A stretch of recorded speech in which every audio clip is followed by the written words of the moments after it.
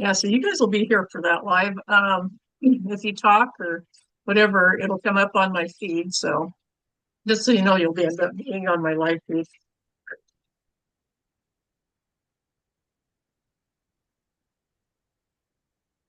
Are we live? Are we there yet? Yes, we apparently are live. Give me a thumbs up if anybody's out there. I'm gonna keep the chat up. Yeah. Okay, there. I had to mute my YouTube thing.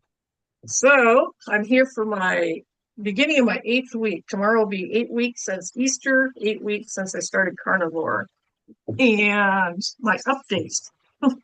Well, I still haven't lost any weight. I'm still gaining weight, actually, on a calorie deficit, no less, which is typical for me. Um, I do feel better mentally. I'm getting a little bit more energy going, but it was like this for me on keto also. I didn't lose any weight on keto the first 4 months. That's when I quit back in, was it 2015? Yeah, 10 years ago, 9 years ago.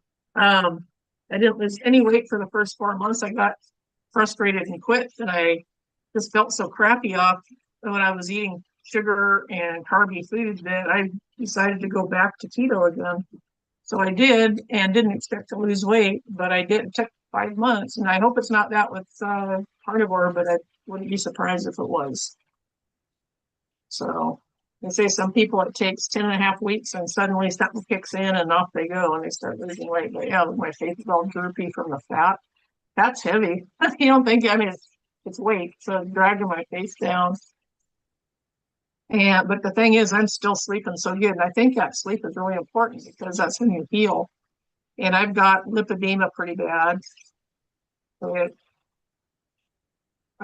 if you don't have it, you won't know what it is.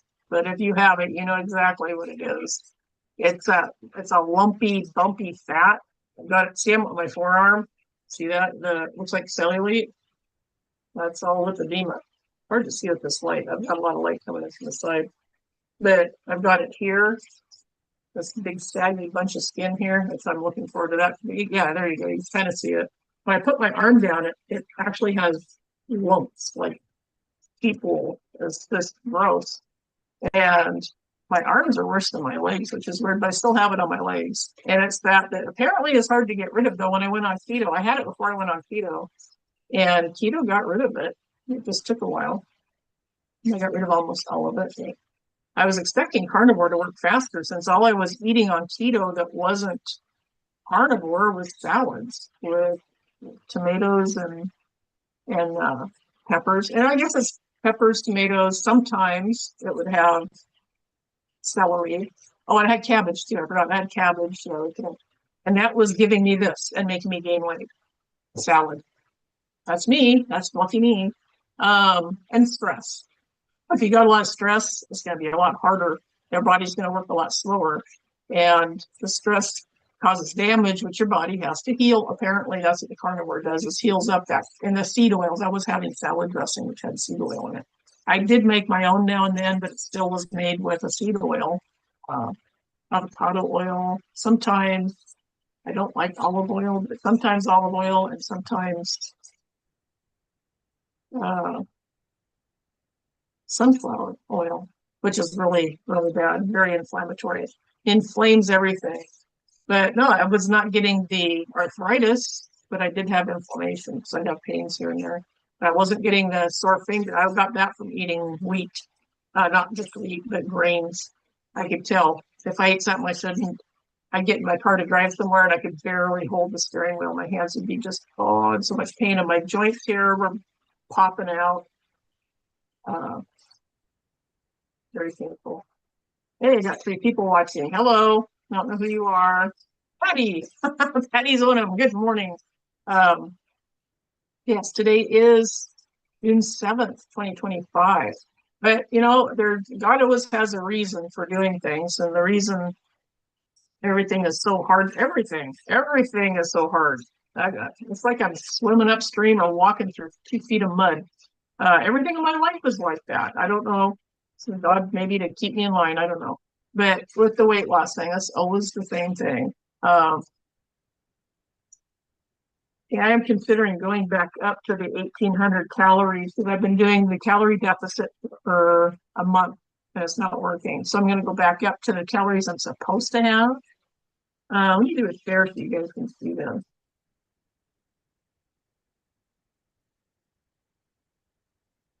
I'll show you.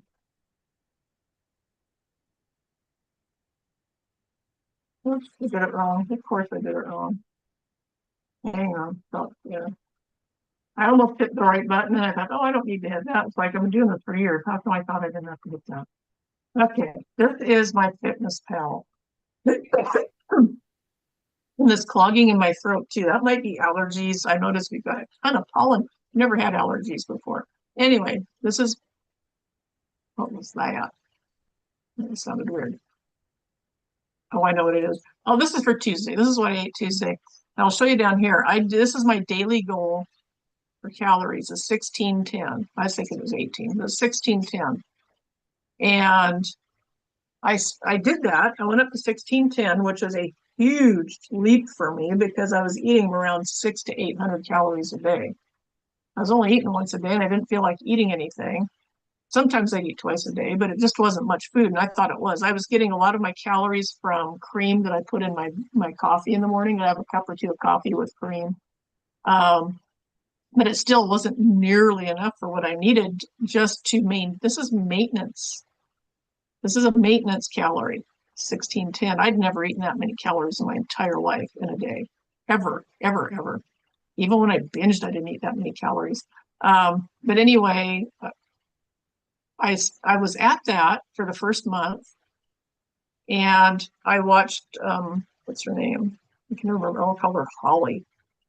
Kelly. She's got a sister named Kelly. I think I'd remember that. Holly, Kelly, geez. Kelly Hogan, maybe that's why the H and the K I'm getting mixed up. Kelly Hogan said that for people, a lot of people that to lose weight on carnivore, they have to get to their maintenance calories for like a month and then cut back 200 calories. I was cutting back 180 to 210, right around there. I cut back 100 calories to 200 calories a day to force the body to start recognizing that that's a deficit and start losing weight. She said when you go on the maintenance, it's possible if you go on it too fast, if you boost your calories up too fast, you might gain a little bit, which I did. I gained a little bit, just a little bit. Well, once I went on the deficit calories, I didn't stop gaining. I'm still gaining. I'm still gaining now, 2 months into it. So I don't know what's going on. That's my particular freaky body doing what it likes to do, which is torment me. And so I'm being tormented, but I'm not gaining a lot, just a little bit as things go on. And that's extremely unusual on carnivore, extremely unusual, but it does happen to some people. And I do believe it's stress related. I don't have a lot of stress right now, but enough. There's things I should be doing. I feel bad because I'm not, because I'm just not feeling like it. Which is the exact opposite of what most people get on carnivore. They get energy very quickly after starting carnivore. They start going ballistic energy, like bam, bam, bam. They're all just shrieking about the energy they've got and it's crazy. And that when you have that energy, makes you want to get out and do things and you start getting more active. Well, for somebody like me, I've had hypothyroid symptoms, but I don't have the blood issue. It's subclinical. And so I started taking the iodine, which I forgot to take the last couple of days, which I just remembered, which does help. But I've noticed that my skin's still cold.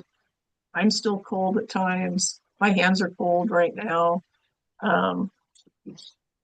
And eating that many calories is just for maintenance. I'm set for sedentary, by the way.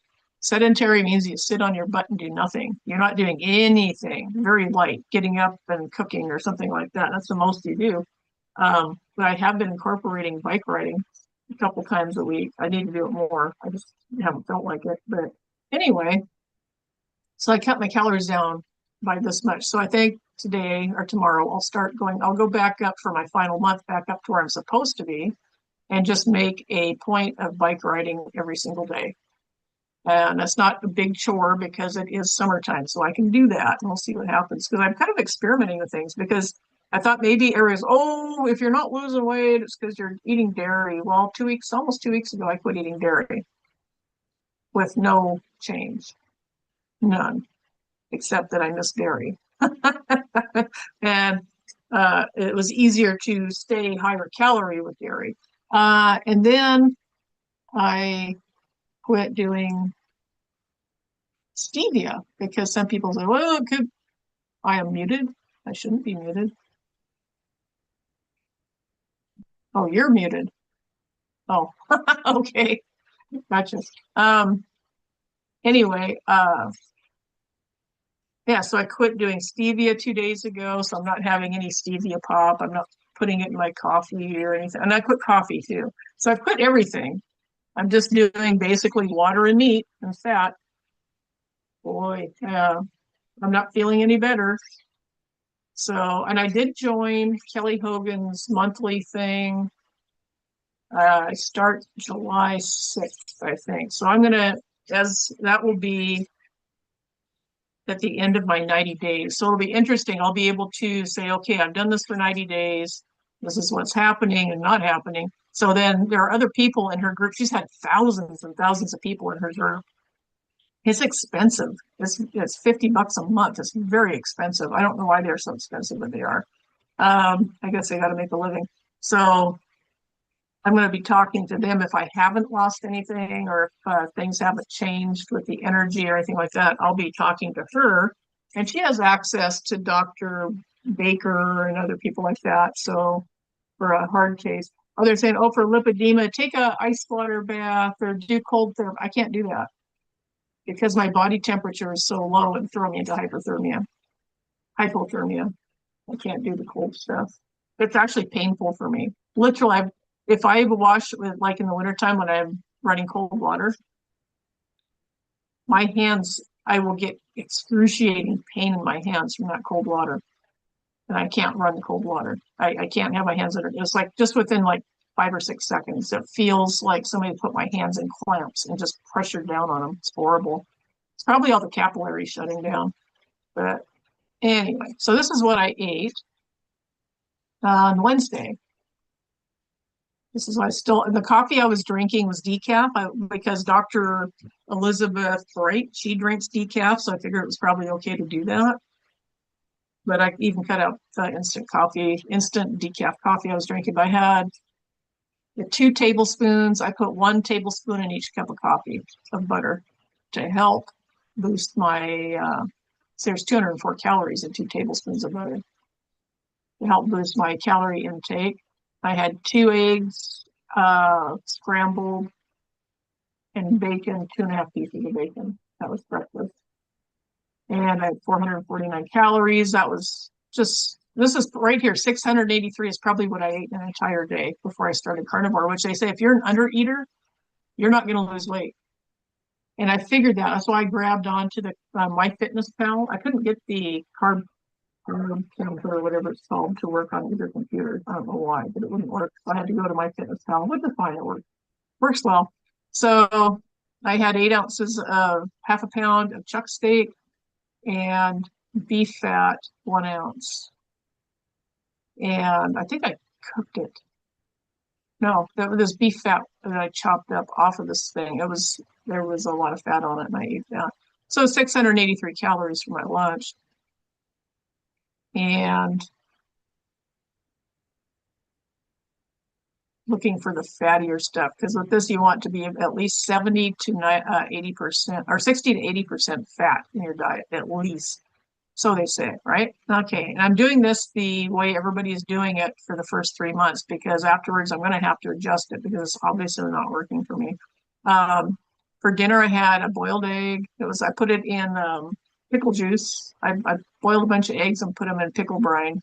After the pickles, I threw the pickles out and used the brine.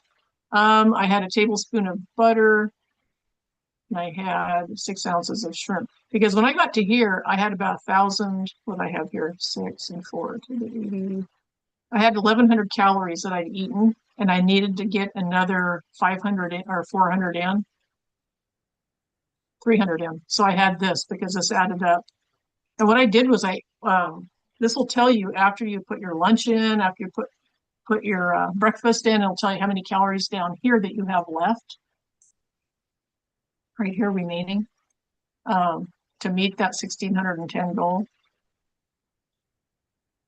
And so what I do is I'll add something down here, and you can take it off, but I'll add things to see what it takes to get to the goal that I want. And I'll figure out what I have to eat to get there. And I can remove it if it's something, if it goes over or it's not enough and I don't. So that's when I make it hard to understand because I'm not describing it properly. Anyway, I think I had 3 carbs that day. And come down here, I had 63% fat, which is not very good. I should have been higher, but I wasn't.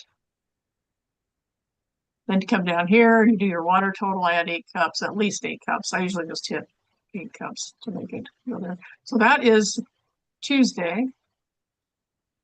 Excuse me. Wednesday, I had butter I'll scramble my eggs in butter, a tablespoon of butter. I had the coffee, 2 cups of coffee. And I didn't put my butter on that one. I went over that day. I forgot to put, unless I did it lower.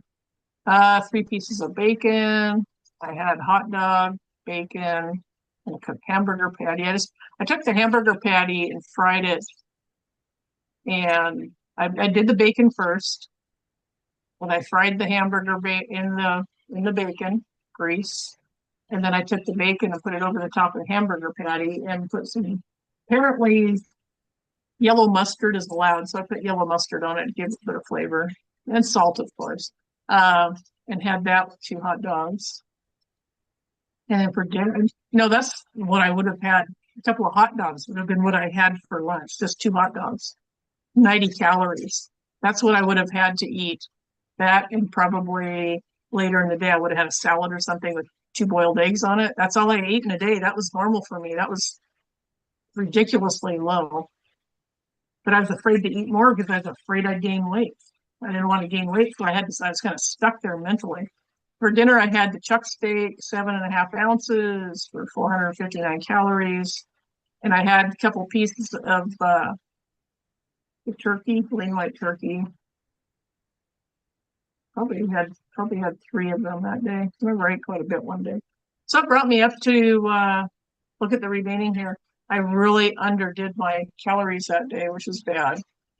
I only had 1,200 calories. That's really bad. That's not good. It puts a stress on the body. You got to keep within 100 or 2 calories if you're going to do the deficit thing, which you guys right now, if you're going to do this, start out, don't worry about that. Just do the daily goal.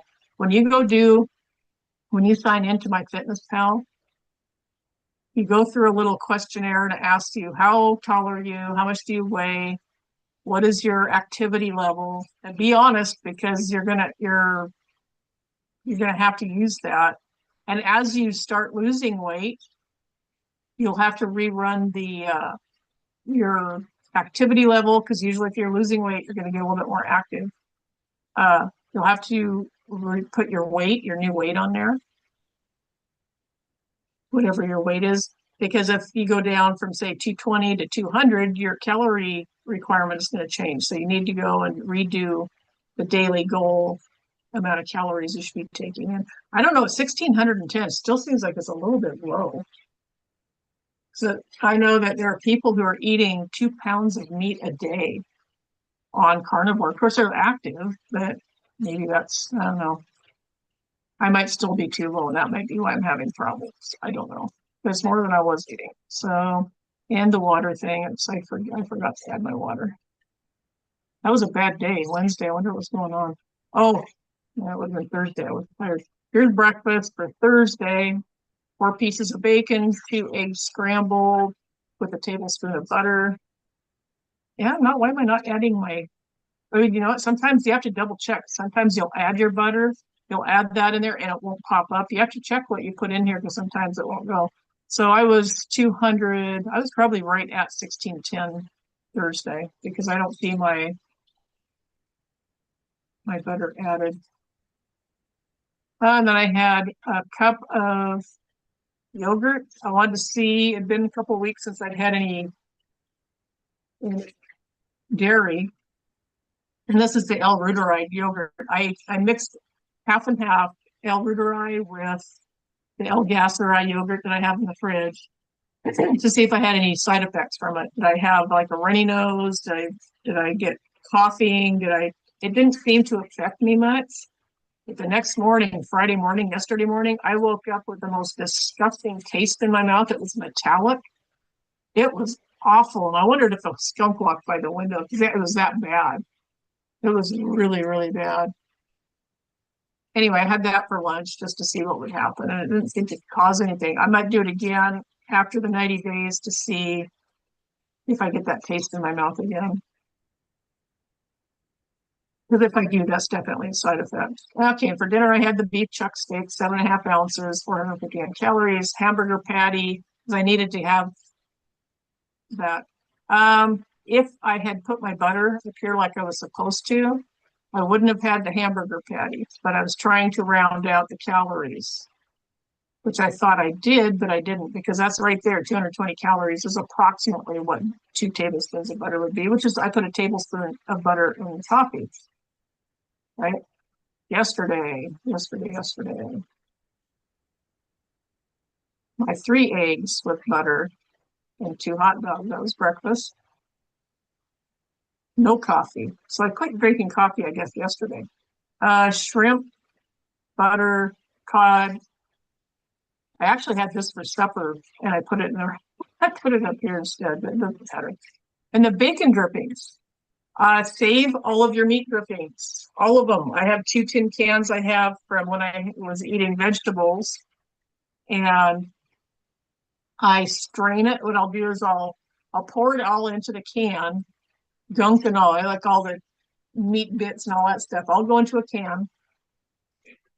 Excuse me. What I did yesterday is I took my frying pan and put all the contents. I had probably a half a can full of bacon drippings, or bacon, just the bacon fat out of the pan from frying bacon. Put it in the frying pan, use a spatula, got every bit out of the can, put it in the frying pan, and warmed it up just enough to get it all melted. And then I took a strainer, a mesh strainer, and put it over the can and poured it all back into the can. But it filtered out all those bits and chunks and stuff that gets in your bacon grease. And so I clarified it to some degree. I could have went farther, but there were little teeny tiny little bits at the bottom. I didn't worry about those. What I did with the bacon grease was I made mayonnaise, because I needed a sauce. Some of the stuff I made was like chicken breast. I made some a recipe of chicken breast, but I added some bacon fat, I added some fat to it, and it was still too dry. I added probably a tablespoon or 2 of fat to this ground chicken with eggs and mixed it all up, and then made these they look kind of like tater tots, but they didn't taste like tater tots. I made like little tater tot things and put them in frying oil, and they turned out really well done. I mean, they're good, but their chicken breast is just too dry. I do not like it. So I'm going to try it with chicken thighs. But anyway, I needed something on it because I couldn't choke them down. So I put salt in it too. Put a little salt in it. And so I made the sauce, this mayonnaise with the bacon grease. Because when you make mayonnaise is just oil, which is grease, really. It's just oil, egg, vinegar, salt, and a little mustard powder. And so I made it with bacon before it hardened up. I made it with bacon grease. It was probably room temperature, and it made a really nice sauce. Excuse me. Super nice sauce, which I dipped those dry little nuggets in, and it was actually a meal. So when I have bacon grease there, that's why, because the bacon drippings were actually the sauce, because I used the sauce to dip the shrimp in, even though it was in butter. I drained off the contents, but the fish and the shrimp, I would just dip in that like tartar sauce, and it was super, super good. So it does work. And this was my lunch, actually, this is the chicken breast stuff that I made.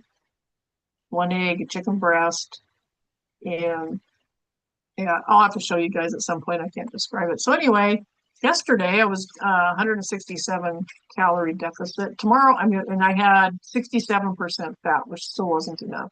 I want to get it up to at least 80, which is not easy, or at least 70.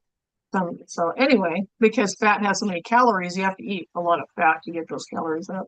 I don't know if that even made any sense to you guys at all. Who knows? Okay, where's my YouTube? So anyway, here we are. Hey, Cindy Joe, how are you doing? Good to see you out there.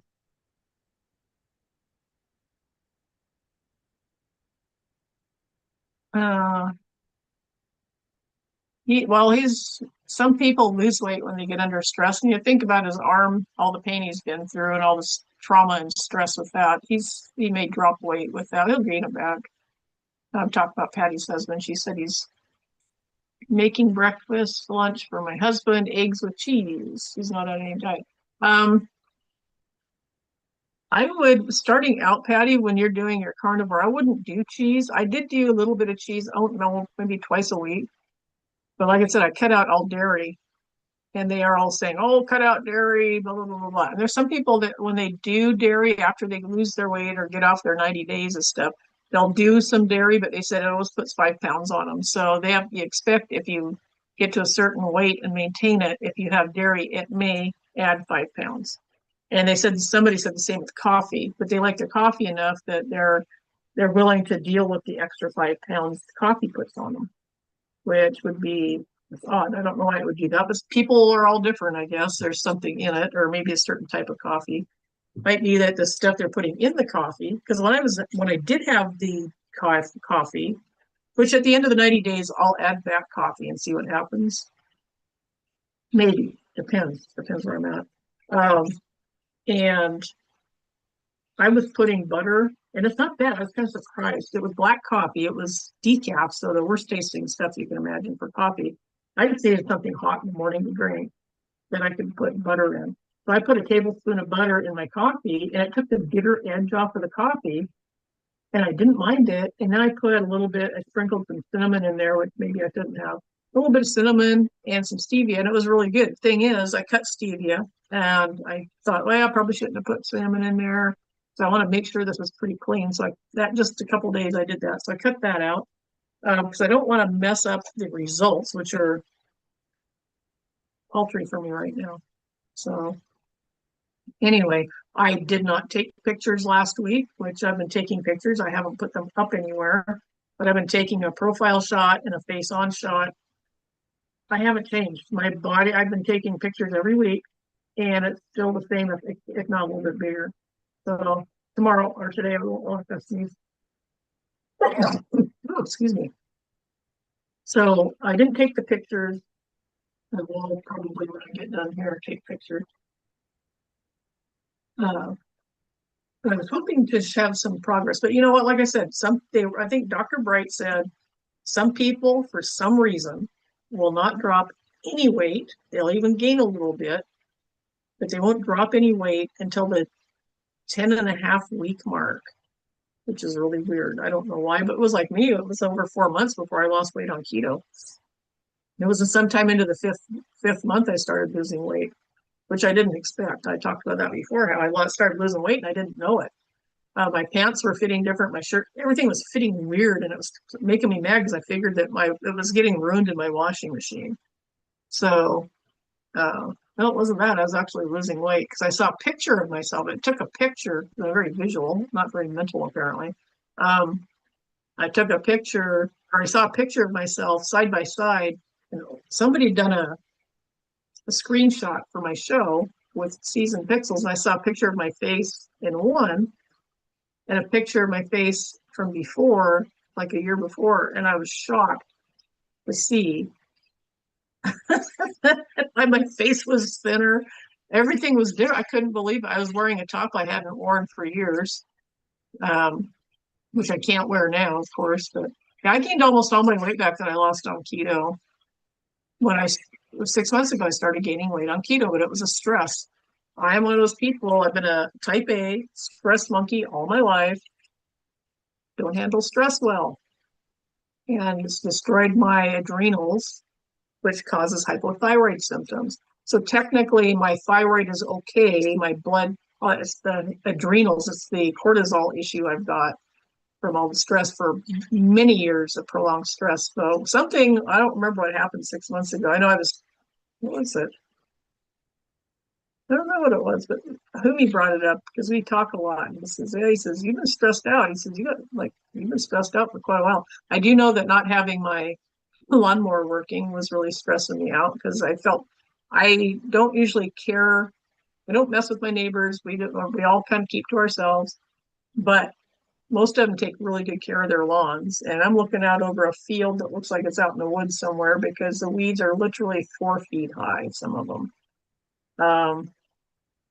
And they have to drive by and look at this disaster. It looks like an abandoned house. And that bothers me. It's like I don't like being late because that to me is offensive that's disrespectful to people to be late. Excuse me, I hate being late. Absolutely detest being late, even if it's a minute late. It really irks me that it's just like, I had time. What was it? Sometimes it's unavoidable, traffic, flat tire, whatever. I mean, that happens, but I just hate it when I have to be late, and it's people's time is valuable, and I don't like wasting it. Same with this. I look at this and I think it's so ugly. I mean, to me, it's kind of pretty, actually. I like looking at all the deer love it. The deer are loving that. They're hiding out. They can just lay down and sleep, and I won't even see them. But the weeds are taking over, and it's looking bad. It has a fire hazard within a month. We haven't had rain for some time now. Won't take long. If this ever caught fire, it would take everything I've got, and probably neighbors' houses too. So it needs to be cut down. But I did talk to the lawnmower people. They said this should be ready Monday. So Monday and Tuesday, maybe even Wednesday. Don't know how long it's going to take, but I've got to mow all this down. So, but that was a stress. It's like I'm embarrassed for my neighbors to see what's going on here, and they're saying like I want to get my patio furniture out and spray it off, which I can't do because it's 4 feet of weeds out there. So I can spray it, but it's just going to get all dirty again from the weeds. So one of those things. Everything is step by step by step, and when the first step can't be cleared, all the other steps back up, and then it takes 10 times longer to do anything. And that to me is a big stress for me. It just drives me crazy. And everything is like that. The front bedroom, I can't organize it until I get the bookshelves put together, or they're together, but they need to be. And so I've got all the stuff I need to go into the bookshelves, and it's all over the room. So it makes it extremely difficult to find things, 10 times longer to find things to make a product that somebody might order from me. Yeah, it's just a pain. But it's like that. Every single thing has a backup. It's all backed up everywhere. Why is it like that? But everything here around me is like that.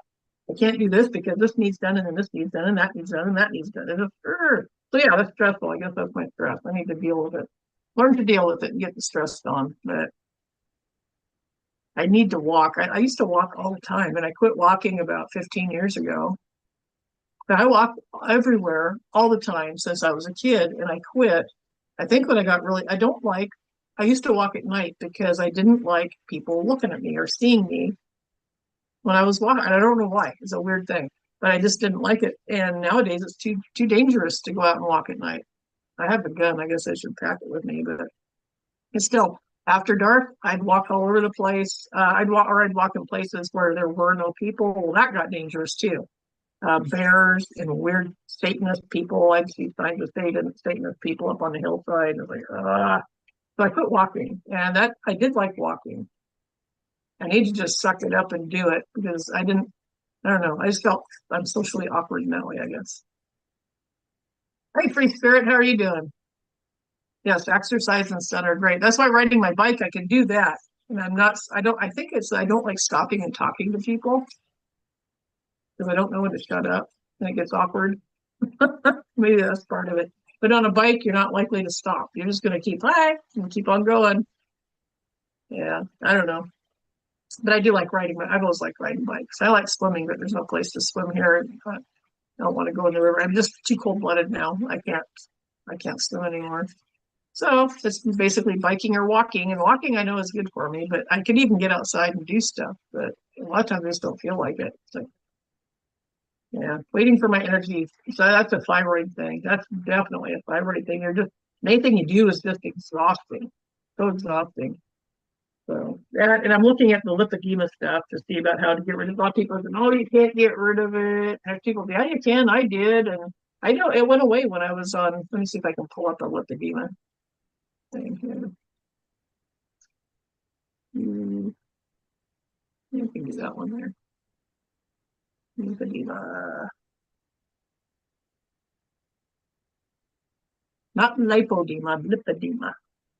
Yeah, like this right here. That's worse than my legs are, but they have been almost similar to that. I know this crease across, but let me see if I can pull this up. Maybe we'll do a picture. I just want the picture. See if she's going to show it. Oh, there we go. There we go.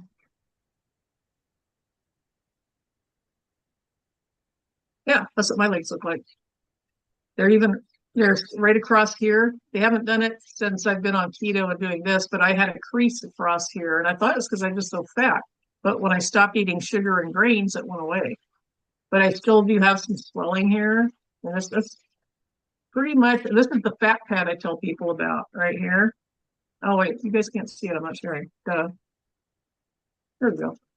Yeah, this is what my legs look like.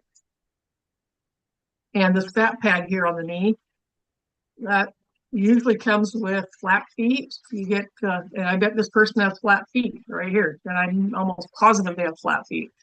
That comes with stress. And I did a lot of research on that, and people, it's probably abused as a kid. I'm looking into the connection between abused people, severe chronic abuse, and over the weight problems and the mitochondrial thyroid problems. You know, she's definitely, I'm pretty sure she's got flat feet. But this almost always comes with, you'll see most people have an indent there. They don't have a fat pad. I've got it on both, and it goes clear around to the back, and I've got dimples in the backs of my knees from this stuff. But this is a lipedema. And see how the leg is misshapen? And you'll cankles. Cankles and flat feet go together. Cankles are a hypothyroid symptom, but usually it is from stress with, and I don't know, she's got some shape right here. She's got some shape. I can see the edge of a muscle. But a lot of them, the legs just go almost straight up and down. They don't have any indentation. It might be the way she's standing. You won't have anything like that. It'll just be a straight line. But they're saying it's extremely difficult to get rid of. They said, what I'm learning about the lipedema is that the fat here is encapsulated in collagen, the fibers, collagen fibers, and it locks the fat cells up in these fibers like it's encased. And that's what these lines are. Those are the edges of the collagen fibers. And anything within that can't be released. The collagen fibers kind of knit the shell, and the fat won't go away because it's all encased in this collagen. Well, I couldn't figure out why I was taking collagen. I was taking Vital Proteins collagen, and after a short time, I shouldn't say short time, maybe a year, I narrowed it down to that stuff. Was giving me horrendous gut cramps and diarrhea, really, really severe, to where I was passing out gut cramps. And it was the collagen. And I realized just within the last few weeks, because I'm finding out that this is a collagen issue, well, I switched out the collagen. I stopped taking it and the gut cramps went away. Then I started taking it again, but there was one with digestive enzymes. So I thought, well, I'll try this. The first canister that I used for, I think it took me a couple, 3 months, 4 months, I was fine. And then the second one I bought, I started getting the gut cramps again. And so I took it back. I took it back to Costco thinking there was something wrong with it, but it was me. It was me. And so I had too much collagen. And what's happening is taking in too much collagen helps make more of this fibrous garbage that causes and so when you go to lose weight, you'll lose it. And remember I told you guys, maybe I didn't, The first week I was on carnivore and into the second, I felt like I was losing fat. I felt energy in my cells and I felt around my waist, I felt like I was losing weight. And it was the weirdest thing because it was down the sides underneath my arms. I felt this weird energy there, like my body was doing something. Well, I wasn't losing weight, but inside maybe I was. Who knows what was going on there? It was very strange. Anyway, this collagen and meat has a lot of collagen, so I don't know how to reconcile that. Have to eat meat on. It's just on here. Yep, that's exactly what my feet. They kind of look like that right now. This lump right here. You see it? I gotta look at it. I've got it, but it's not as big as that one. But my feet definitely look like that. They are puffed up on top more than hers. But yeah, I had this lump, but I do have that lump, but in a smaller. And she just look at this line across here.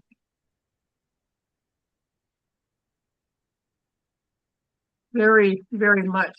And I've got dry heels, which I need to find out what's going on there. I shouldn't have them. Okay, here's the straight line I was telling you about. See how there's no definition to the leg? You can see she's swelled up. You can see it pretty plainly. There's no, you've got the fat pad here. She might be young. This person might be fairly young, but this outside line is straight down. She looks swelled up, very much so. My feet aren't that swelled up, but they're still a little bit swelled up, which is very strange. Looks like she may have dry heels also. But see how there's no definition?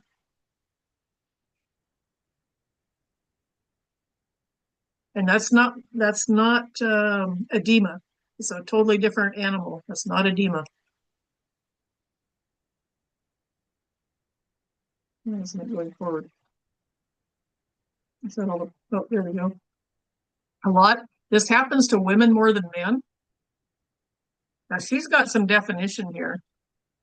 She has definition, a little bit of definition, and very light fat pad here. If she lost weight, this would go away. But see how her ankles are normal size? And her calves? When you get up here, there's lipedema. I can see the lines of it. But it's women, that almost always women. So it's a hormone thing. It's got to be a hormone issue tied in with that, which would explain why they're having problems losing the weight, because you're fighting hormones, which I'm guessing are stress hormones, cortisol. If you got a belly, and she doesn't seem to have much of a belly, but you can see she has lines here. There's skin fold lines there. And she looks puffy. She doesn't have the lumpiness there. Here's a really good, this, when we were kids, I think they called this elephantitis. But yeah, she's got a narrow waist and hip bone area here. And then, that is not normal, folks. That is not normal. See her ankles, normal size. Her feet are, this one's slightly puffed. And people think it's because she's eating too much. Yeah, it's not that. I bet this woman has dieted like a madman. Probably got down to like 400 calories a day and all that stuff that like everybody does. But yeah, you can see mine aren't quite that big. Mine are definitely have no definition. Oh, this Dr. Gray. This is Dr. Gray. They're saying, oh, you got to take ice baths. You got to do ice plunging. It's like, I can't do that. Sorry, can't do it. No can do. Oh, here we go. Wow. Yeah, some of them, they get the sagging skin here. But if you look up here, they don't have the fat pads. Almost looks like socks that they have on. But see, there's the back of the legs. There's no dimpling. There's no fat up here. It's just down here. I'm guessing that this person is at the early stages. This is a food poisoning, in my opinion. This is coming from something in the food that's causing this. That's putting a stress on the body. They may be new to having some kind of long-term stressor, hard to say. But the leg here, the shape of the leg up around the knee is good. So this may be something pretty new to them. But this red stuff, that looks a lot like the psoriasis I had, which is low vitamin D3 and stress, because stress eats up your vitamin D stores, along with zinc, magnesium, just about everything, copper. But this is how mine looked on my legs, my arms, my neck, my back. Everything was covered with this red, nasty stuff. The stress. And food is a stress. It's one of the biggest stressors on your body. And if you're going through physical stress or mental stress, that does not help. So this was Dr. Drazy Day.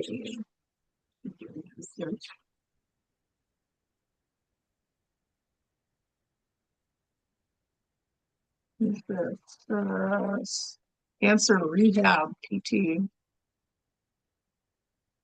You'll see a lot of these people. They're trying.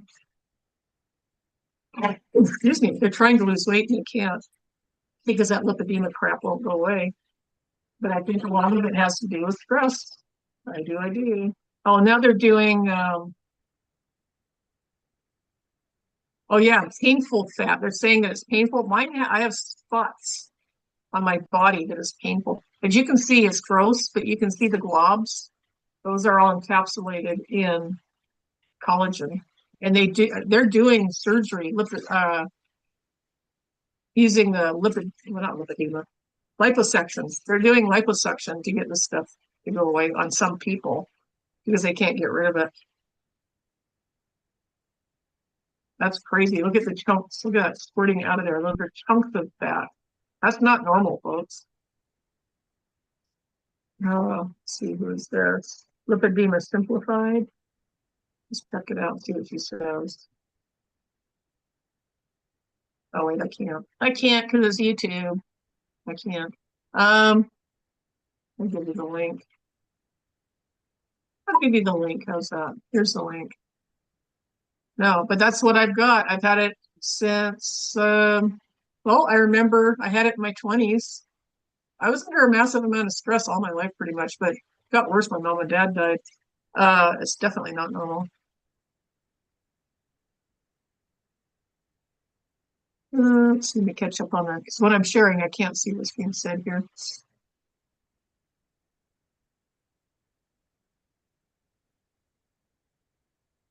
Yes, eggs, cheese. You can have ham if it doesn't have sugar in it. Sometimes they'll inject it with sugar. The outside might have sugar, like on the outside part of the ham. You can cut that very thinly, slice that off, and have the ham. But you want to get a food scale too, so you know how much you're eating. You'll have to get a food scale. They're cheap. Get them at Walmart. I think 20 bucks will get you a food scale because you want to weigh I have to still today. I have to weigh my meat to see how much exactly I'm eating, so I know how many calories I'm getting in. Most carnivores do not need to weigh their stuff. They do not need to weigh, but I do because I don't eat enough and I need to know how much I'm eating. Gas stuff, son. Let's see.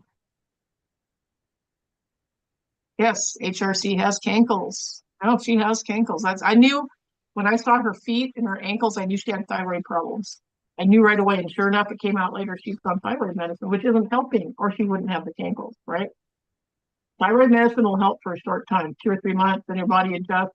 Doctor will raise your amount you're taking. All of a sudden, you feel great again, and everything's working again, and then slowly it stops. So he'll raise your prescription again until it gets to the point, the higher threshold, where you start feeling crappy. It gets 2 or 3 months, and your body overtakes that, and you'll get to the point where you're at the higher end that you can take of thyroid medicine, but you're back feeling the way you were before you ever started taking it. Now you're stuck on thyroid medicine. So you have to wean off really slow. But the doctor's, oh, no, you don't want to do it. Yeah, you want to wean off of it, in my opinion. I'm not a doctor, but this is what I had to do. Weaned off of it because I felt crappy on or off. So, as a matter of fact, that's how Dr. Wilson and Dr. Derry and Dr. Rind knew that I had adrenal problems because the thyroid medicine wasn't helping.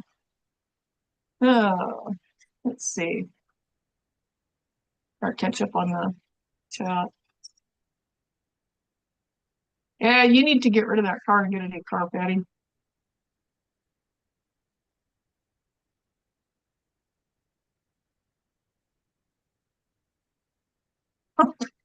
Only 160,000 miles. That's not that many. I've got 130 on my Prius. Y'all need to get a Toyota. As long as you keep the oil changed regularly on the button every, was it 3,000, 4,000 miles? I don't know what it is now. Make sure the oil is changed. Your engine in a Toyota should go for decades without messes like this. Yeah, let's see. Oh, you're welcome, Patty. Yep, that's true, unless you get a new engine for it, which is just as expensive as a new car. You might as well get a new car. Um, anyway, yeah, so with lipedema, there are things people are doing, lymphatic drainage and all that. But honestly, my opinion is when you have stress, Dr. Berg talks about this, when you have a lot of stress and the stressful event passes, your body is still stuck in that stress spot. And you have to consciously get that stress out. Walking, meditating, you have to flush that stress out of your system, or it's still there causing health problems, which is probably where I'm at right now. I didn't realize I was so, because of levels of stress. When my mom and dad died, and a couple of years after that, for like 5 years, I was under immense chronic stress. And so when it let up, like, oh, all the stress is gone. No, there was other stress going on that I wasn't recognizing. Um, like the problems, like I said, I'm worried about, I was worried about getting the lawn done. Well, I thought, okay, I've got to fix this. So talk to the ex about getting his trailer. Oh yeah, you can use the trailer. Went to start up my truck wouldn't work. It ran the week before, has new battery. What's going on? And so that was kind of ticking me off. And so I'm sitting there thinking, well, a month goes by, grass is getting taller. It's like, what am I going to do? The lawnmower wouldn't start, so I couldn't even get it onto the trailer.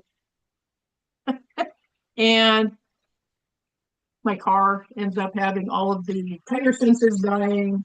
And I'm like, what is going on? So I got the ex came over. He happened to be up here, and he graciously came over and looked at the truck and looked at the lawnmower. For the truck, remember you guys, I had that new shifter put in. If you remember, I talked about it on there. I had the new shifter put in my truck. It died in Spokane, left me stranded with my sister and her friend. We parked it, we're going to go shopping. It was the first week in January. Parked it to go shopping, went back into it, and it wouldn't go into gear. So I had to get a rental car, spent the whole day getting a rental car, getting the truck towed to the repair place. Well, they fixed it all right, but I only drove it like 4 times after. And it was just short. Like I think I drove it 8 miles. No, took it to the dump, which is like 3 miles. I took it to town, and then I parked it by the house and drove it to the shed. I probably put, I don't know, after I got it home, I probably got 15 miles on it. So I moved it from the yard because it was parked in front of the house. I like to keep it under cover. So because it's older, I want to make sure it doesn't mess with the tires. And I got new tires on it too. Anyway, I parked it under the cover, went to start it, and it wouldn't start. And the ex was fiddling around with it, and he cleaned all the I cleaned the battery posts. I'd taken soda water, like I looked it up online. Soda water with a soft brush. Do not use a wire brush, it said, which I'd never heard before, but they were insistent, so I didn't. Scrubbed it all down, put the baking soda water all over it, and cleaned it all up, and it still wouldn't start. Cleaned the cables and everything. Well, he came over and he did the same thing, but he used a wire brush. And what do you know? There was power to the ignition, which there wasn't before, but he used the wire brush and got the power to the ignition. But it wasn't turning over. It was like click, click. But all the dash lights came on. I said, well, that's progress. We're getting somewhere. Couldn't figure it out. And fiddling around, and finally he takes the shifter, puts it into neutral, and pushes it back forward, and it started up. So whatever they did where I got it fixed screwed up the electrical system to some degree that it wouldn't start without messing with the shifter. So I've got to call them. I haven't done that. So, yay. That was all that mess to get the truck started. It was running fine before they messed with the shifter. Yay, now I can get the lawnmower thing. He looked at the lawnmower, couldn't figure out what was going on there. Neither one of us could. which I found out they, said, did you change the fuse? I was like, yeah, I put new fuses in it, didn't do anything. Anyway, I got it. Finally, my sister and I took us like 2 hours to get it up because we had to ratchet it with this piece of crap ratchet I got off of Amazon, which I sent back.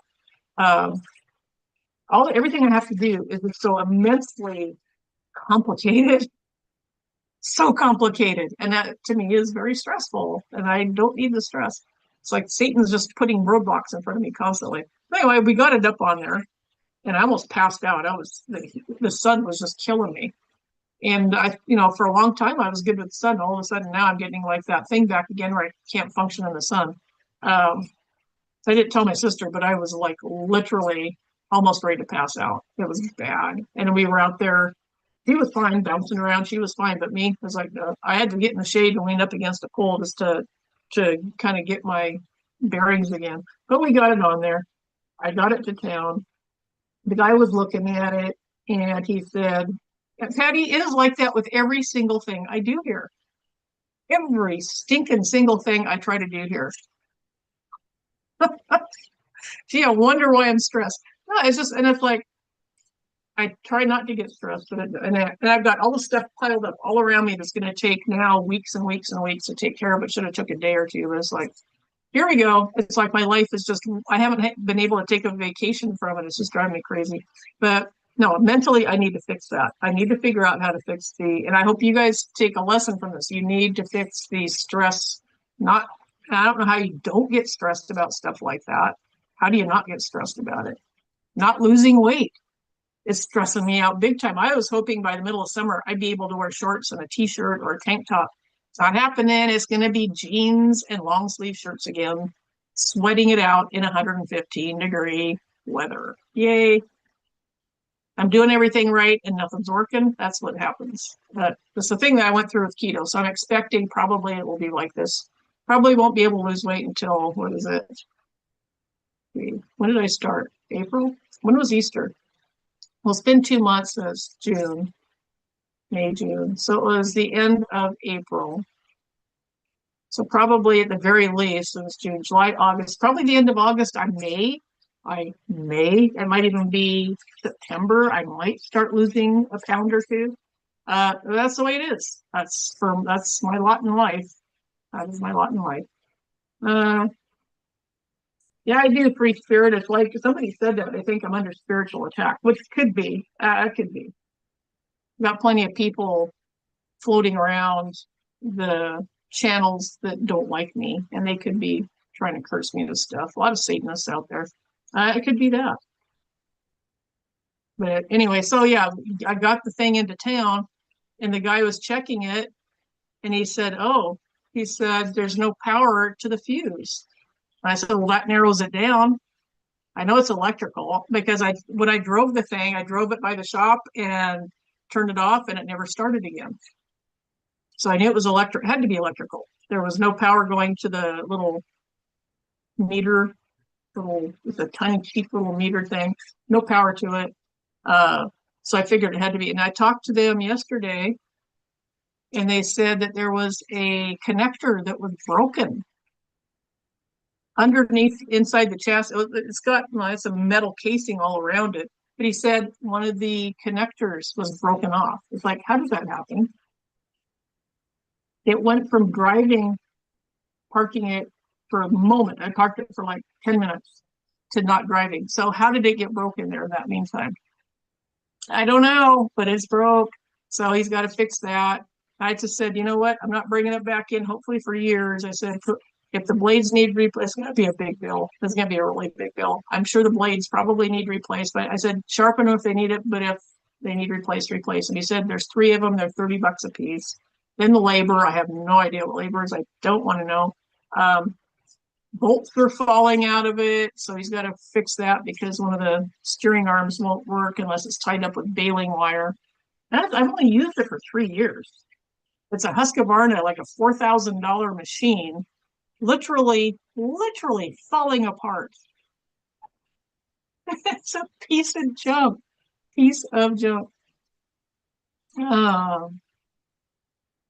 Let's see, I missed what somebody was saying.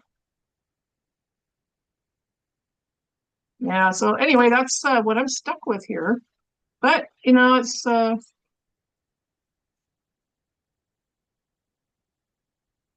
don't have anybody, Patty. Not a soul.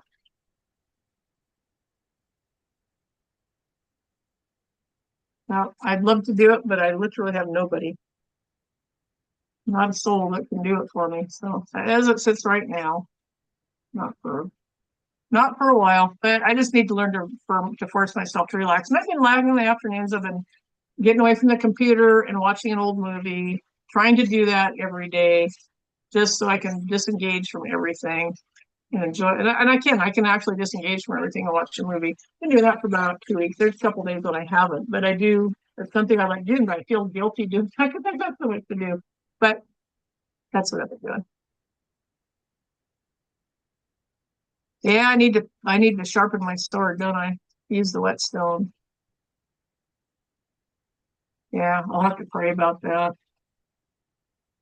So it's because it's been constant since I've moved in here in 2019, and it's been constant something, always something like the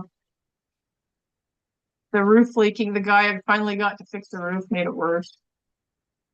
I did get well after a couple of months I got the bathrooms fixed,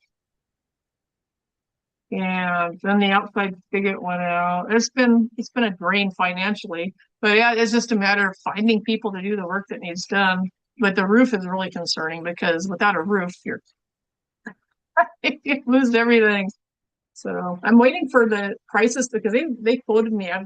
It's a big roof. I don't know why it's such a big roof because the house isn't that big. It does the this thing over here. My mom and dad. It was a they added on an office, and then they built a carport, not a carport, but a patio, covered patio that goes off the office. It's $80,000 to replace my roof. That was the quote I got 2 years ago. It's probably more now, probably a lot more. So anyway, yeah, that's my lot in life at the moment.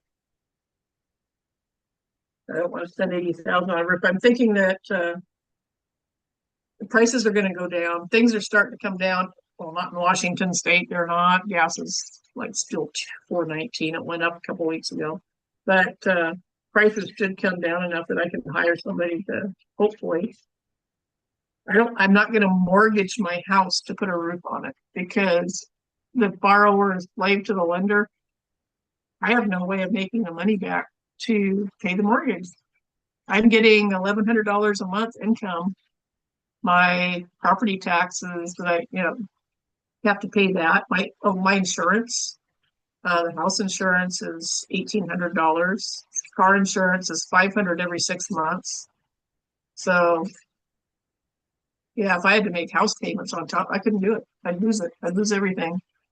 So I'm just waiting for God. God will figure out what's going to happen. Um, I've been waiting on that. It's like it's hard, but finally I just said, you know what? I can't worry about that anymore. And I thought when that guy came to fix it, he just made it worse. It's leaking in places that never leaked before.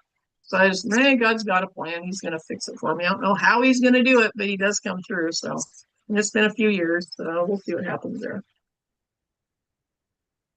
Yeah. So anyway, stress. That's a big thing. That's a big thing, and that's why I look like I do because I didn't change my eating on keto. If anything, was it eating less? Probably not. I didn't change my eating, but I was steadily gaining weight. In the last few months, I gained weight really fast. So it told me the stressors were adding up. And that was probably the truck and the lawnmower and all the other stuff. That's probably why I ballooned like I was. And it might be why I'm still gaining. I don't know.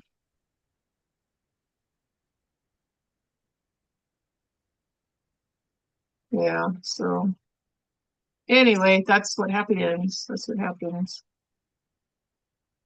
But I do need to figure out how to, I think walking, and then I'm just gonna have to start walking again. My body never responded to exercise, unfortunately. And yours may be like that too. So this is like a sad sack. This is the worst case scenario for somebody that's going to do carnivore is you're going to be stuck like me trying to figure out what's going on.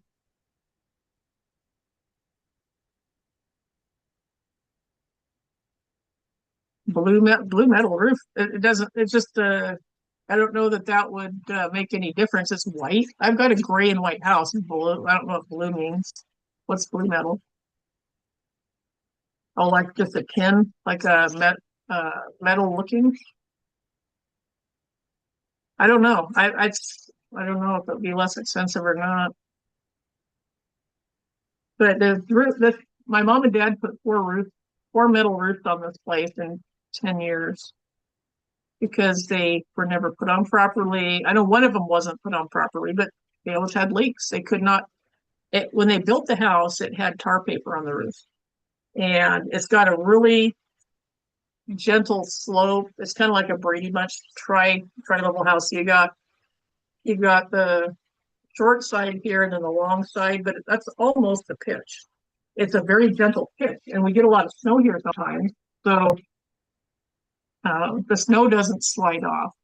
And I think because it's an open concept here, there are no supporting beams inside other than behind me. There's a large expansive ceiling that I think he was worried that the weight would break the beams or something. So he took the tar paper off. They had tar paper with little white marble gravel all over it and white rocks. It was a 70s thing. But they took that off and put the metal roof on. And I think that was so he expected the snow to slide off, which is actually just caused a dripping problem that made a sheet of ice on the side of the house. But so they went through 4 different roofs. I don't know. I can't imagine the amounts he paid. Well, the Russians did one job and they totally ripped him off. They didn't put the metal on properly, so it made the problem worse. And so my ceiling, I can see cracks and places where it's leaking. Worse after that nitwit night, he charged me an arm and leg to fix it. But that's such his life. I'm waiting for the prices to go down, so hopefully they'll go way down and I can afford to get a roof put on. I'll find an Uber job or something. I'll find something to do that I can make money enough to pay it off because I hate owing money. So anyway, yeah. So it's frustrating for me that I'm not losing weight. That's the main thing. I mean, feeling better. Yes, I am feeling better. I'm sleeping. My memory has come back quite a bit. Cleared up. But keto helped a lot with clearing things up. And you might want to think about doing keto if you're not going to do carnivore. Think about doing keto and then transition into carnivore if you're not getting results that you want on keto. Because like I said, I started gaining weight, which bothered me because it's miserable to be heavy. Everybody thinks you're a pig. Oh, and that pisses me off. People, doctors say, well, just quit eating so much. And I'm like, 400 calories is too much. Where do you want me to cut back? They don't believe me. They don't believe it. It's like, why would I pay you to tell me to eat less? It's stupid. It make me so mad because they have no clue that stupid calories in, calories out. No, that's not how it works. And science has been proving that. And you can look at people who are taking in 3,000 or 4,000 calories a day and losing weight. How does that work? They're not working out. But on carnivore, some people literally are eating that many calories a day and losing weight. Not me, but people. There are people that do. Go on YouTube and you'll see it. Just type in carnivore lose weight in YouTube and you'll find all kinds of people. They're like, yeah, do it. Problem with it is that there are people like me who slip through the cracks. It's always me. It's always me. Worst case scenario, it's always me. Yeah, I even stumped Dr. Berg. He couldn't figure out why I wasn't losing weight on keto. He didn't know. He said, well, just try eating salads. Just eat salads. It's like, if that worked, I wouldn't need keto. You think I haven't thought of doing that? I've done it. Doesn't work. But like I said, I went back on keto. It just took a while for my body to adjust. It had to sit there and think, well, should we let her lose weight? Yeah, I've got the body from hell, and that's just how it is. So that's something I got to deal with. I'm hoping within 5 months, 4 or 5 months, I might lose some weight. I know one thing. One lady or one doctor I listened to. Get this. He said he was talking to what was her name? Minich, the Minich gal that does keto or carnivore. Her husband he's been cursed with my body. She did. She's this little gal. she's doing carnivore. Whoop, she just slenders right out. Her husband, it didn't work. Look how fat my face is. Look at this. Look at this. That's that adrenal thing, the moon face. That's a thing. I do have a round face anyway, but this you can see how puffy it is. Her husband had to start fasting to lose weight, and he had to fast. She said it got to be wearing. He had to fast 2 weeks on just water to lose anything. And this doctor she was talking to said, "Oh yeah, that's something you have to, and that's what that is. You're not eating for 6 months out of the year. You have nothing but water for 6 freaking months in a year. That is insane. But that is how stubborn and how messed up. There's got to be an easier answer than that. But that's what he was doing. He's going like 2-week fasts a month. I'm not going to do that. I'll stay fat. I will not do that. I don't think it's good for you. I don't care that he's a doctor saying, "Oh, do that." Well, you got to reset your metabolism. That is insanity. It worked for him and his patients because they're starving to death. They're literally starving to death. She said her husband liked it. Well, guess what? He's probably becoming anorexic. Light blue. No, I don't believe that Hawaii, the fire stuff, because there were red cars sitting in the middle of an area that didn't burn. Ice blue paint on porch ceilings help prevent flying bug nests. I was wondering, I saw that, Patty. Somebody had a light blue ceiling on their porch. I was wondering why they did that. I didn't realize that. I saw, I saw that on something on just recently on YouTube. Thought that was interesting. Yeah, I'm not buying into the blue thing at all. Because there were things like they're selling, oh, the blue umbrellas at the restaurant didn't burn. Well, guess what? There were stringers of lights also. And I know fire behavior. I've studied fire behavior. I was a firefighter. There were strings of light strung along those umbrellas and other things around there that also did not burn. The wires didn't burn. The light bulbs didn't pop. That means that was an updraft of air. Just happened to be the spot it did it. There was an updraft of cool air that was feeding the fire because it needs oxygen to burn. And that's what's happening. There were also white cars there. There was I think a green car that was right next to those that didn't burn. There's the red Challenger that was next to a building. Everything else around it was burned and it didn't burn. So it's a fire behavior thing. Oxygen intake, cold air oxygen intake. But yeah.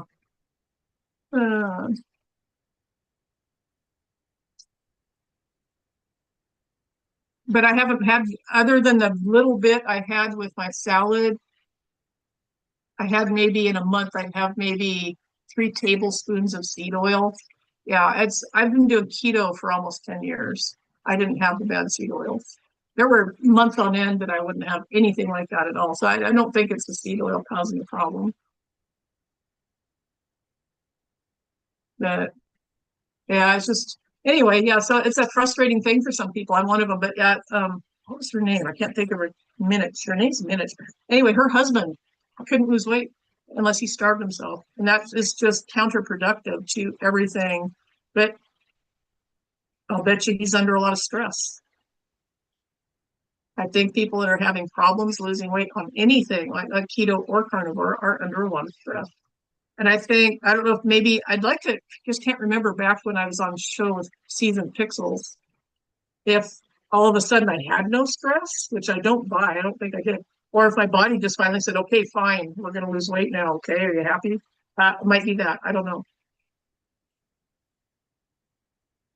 Light blue ceiling. I've got white under mine, but I have what mud wasp spiders. I have to go out there and get the spiders off my thing all the time.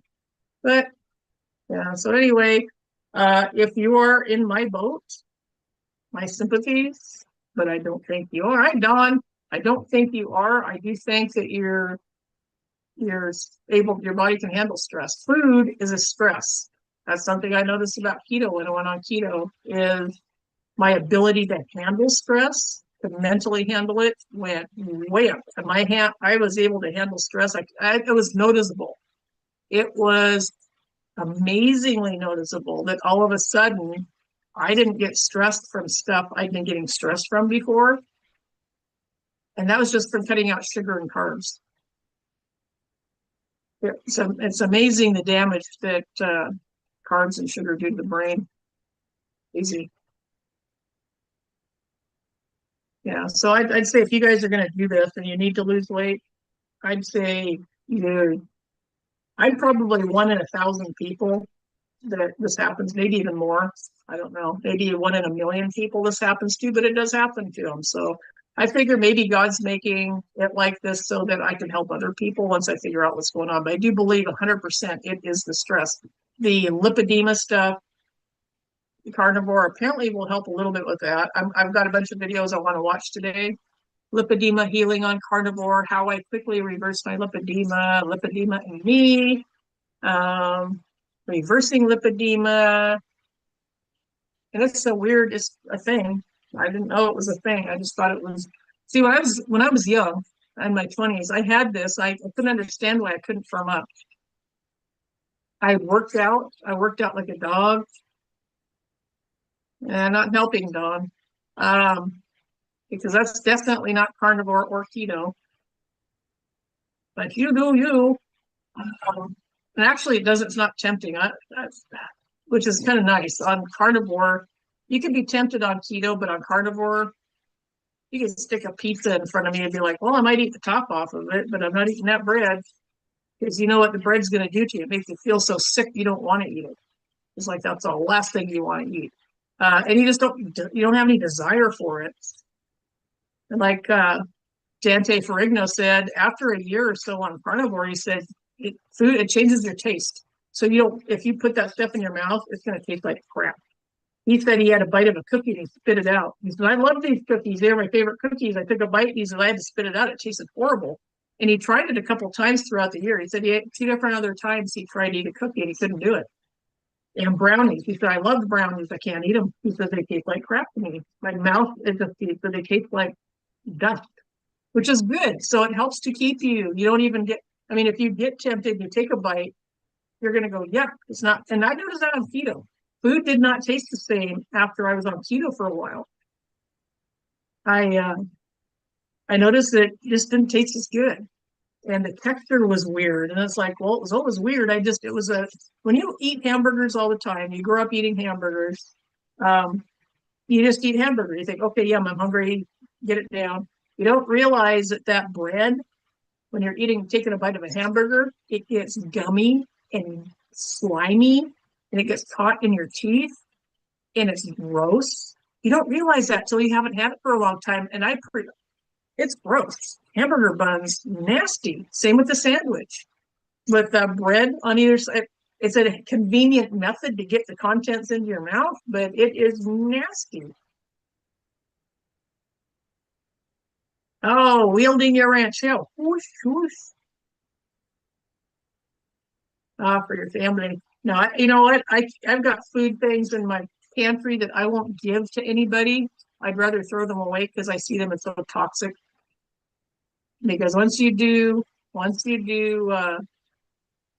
this stuff and realize how much better you feel, like Patty was saying, she has severe nerve pain. A lot of people have severe nerve pain, and it's from what you're eating.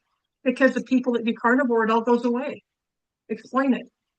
It's what you're putting in your mouth that's causing the nerve pain. And once you understand it's backwards from what you've been told, well, gee, the same people that brought us the clot shots, surely they're going to tell us the truth about food. No, it's Eunice, good afternoon. You have to hide it. Well, here you won't be finding that stuff. No, I'm actually looking at things I've got and I can't give them away because I know what they do to your body and I don't want to participate in making somebody sick. Because you have a nerve pain, you go to the doctor, what does he do? He gives you drugs. What do the drugs do? They cause more problems with your body, and it's a cascading failure. One drug Doesn't matter what the drug is, will lead to another because you get side effects from the first one. So they don't treat the problem, they don't say, oh, it's the drug. They say, oh, you've got these problems. Take these drugs for the side effects. I saw it with my dad. They killed him. Uh, that's how it works. That's your health care. It's not health care, it's death care. Because eventually you're going to die. They're going to kill you. Who have you seen that goes to the doctor all the time that ever comes out better? Ever. If there is somebody, God bless them, they're a lucky, fortunate person. But they didn't get in wheelchairs and 600 pounds by accident.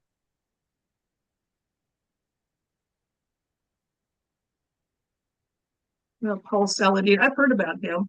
Yeah, fruit because of the sugar in it. I'm doing the 90-day thing with Carnivore. Um, my Bill, yes, he started doing it in January. He has a son who's special forces. Special forces do it. Helps them build muscle. You don't even have to work out to build muscle. Helps them build muscle. Helps them with all kinds of things. They get stronger as they get older, not weaker. But his son does it. I think he cycles on and off once in a while. He's still pretty young though. But Bill started doing it. I was shocked. You have no idea, floored, because I tried to get him to do keto and he just wasn't interested. And it's like, oh, okay. But he saw what I ate. And we'd have breakfast together. I'd have the eggs, I'd have the meat, but I just wouldn't eat the bread. I wouldn't eat the toast. Or if there was jam and whatever, I wouldn't eat that stuff. So we ate kind of the same, but he saw what I didn't eat. He just wasn't potatoes, didn't eat potatoes. He wasn't that interested in it. But for him to become carnivore, I mean, he skipped right over keto, went right to hardcore carnivore. Wow. And he stuck to it. He was very determined to stick to it. And his first month, he didn't lose weight. I'm hearing that most people the first month will not lose weight. It won't tone up, but they do get to sleep. The sleep is like, the sleep is the best sleep I've ever had. I never had good sleep as a kid. I was stressed out as a kid from being abused. So sleep was not safe for me as a kid. I was beaten awake before. So no time in my life as a kid was I ever safe. So I went into that flight or fight mode that caused the stress thing, which I believe caused this stuff. Pretty sure. So, but him to do it, I'm like, Dr. Wright said it takes the endocrine system a month to adjust to a new way, anything new, apparently new way of eating, which is carnivore is definitely a new way of eating. So she said it takes a month. So that explains why people don't generally, some people do. Jill lost weight from the get-go. But she went through a 3-day fast before she did it. And I think that was probably why. She was sick and couldn't eat. She cut herself off a gabapentin cold turkey, and it made her very ill. She was extremely ill and couldn't eat. So when she did eat, she immediately started losing weight, but she was eating carnivore from the get-go. She only wanted meat, so that's what she ate. She said, I started dropping right away. I wish, not me. But Bill didn't lose it for a week or for a month. And then he started losing. And when he started losing, he lost pretty quickly. He dropped, I think, 30 pounds in the first 6 weeks, or second from the first month. The first month, no, but the next 6 weeks, he dropped 30 pounds. I think he's dropped another 10. And he started in 20th of January. He still has a tummy on him, but he had a big tummy before. But he's still losing. He's got to where he's on his last belt notch, so he's going to have to buy a new belt. He's fitting into clothes he hasn't fit into for 15 years, and he loves it. He said, I'll never go back. To hear him say that is pretty amazing because I know what he ate. And after about a month on this, I figured, I probably won't go back. A salad, no, does not appeal. And it was getting to the point where it wasn't appealing to me anyway, so carnivore wasn't too hard for me to get onto. But I know what eating a piece of bread does to me. If I ate one piece of bread a day off carnivore or on, doesn't matter, just one piece of bread, even on keto, I would blow up like a balloon. I would gain weight like crazy. That grain, I can't do grains. I'm like a cow. Sleep is very healing. That's when we heal. Yes. Yes, free spirit. It has been the order of the day for decades. I agree. Oh, Saladino sells organ supplements. I made I made some liver worst. I can't bring myself to eat it. My guess is when you get if you are totally repulsed by a food, there's good reason. There is something in that food you should not be eating. I always thought when kids didn't like, I mean, of course kids are going to like sugar, but besides sugar and besides like wheat stuff, like cereals. If a kid likes a vegetable, let them eat it. If they don't like it, don't make them eat it because there's something in it they can't use or their body is toxic to their body possibly. Oh, yeah, you know what, Patty? I would write them and say why. Why is there corn syrup and sugar in the gummy? If they have something besides gummies, like a pill, get that because that's sunflower oil. Yeah, that's there's your yeah. So they're put the kratom extract is the very last ingredient. It's the smallest thing. So you look at what's in there. The sugar, corn syrup, and sunflower oil are causing pain. And then here's some kratom, so it covers up the pain. That might be why they're doing it. They may be doing it purposely because those things will cause nerve pain. Yeah, bread. It's any grain. I got to where like I said, I quit eating. I did keto for almost the last 8 or 10 years. So I was used to not eating that stuff.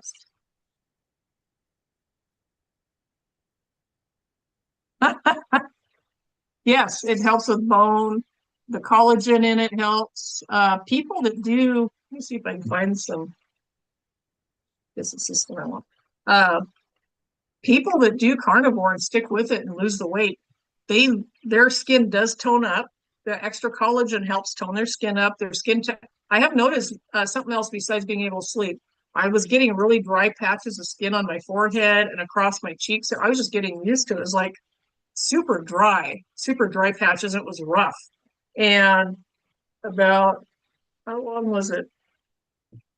Excuse me, maybe 3 weeks into it, I noticed my forehead was getting soft. My skin was soft. And then a month into it, I noticed the whole forehead was soft. And I had a soft spot right here on my cheeks. The skin was really smooth and then like baby's butt smooth. And then about 2 weeks ago, I noticed, all of it, all that dry skin is gone. And that's the extra fat in the diet.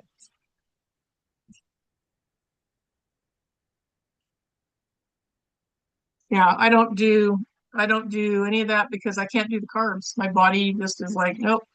Because of the stress, it's learned to grab and hang on to every single carb calorie it can get. Well, insulin resistance, I think, is a big part of stress. I didn't think I had it, but I guess I do. I don't know. We're going to find out. So some of this is kind of an experiment, but you go what Bill said after, I think it was the first month. I asked him about it. I said, "Are you going to do keto after this? Or are you going to do it?" He said, "Nope, I'm staying with. He said, I don't want to ever feel like that again." You don't realize how bad you feel till you do something like keto or carnivore. I feel better mentally. My thought processes are sharper. My sleep is really good, which is helping. Like yesterday, I talked to Deb till 1:30 in the morning, Wednesday night, into the morning, and I was so tired. And one thing about it, when I'm at night, when I lay down to go to sleep, like 11 o'clock, whenever I get off at 11:30, I'll lay there and I'll have my computer on, listening to whoever's on after me sometimes. Then I'll just reach over and turn it off, and I'm out. I'm not laying there for hours tossing and turning. I don't hurt.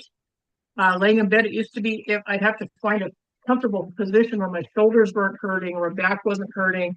And then when I finally did, I'd lay there. And then when I had to move again, and I get restless legs sometimes, which drove me crazy. Not very often, but I couldn't lay still for a long time. I was always really restless sleeper.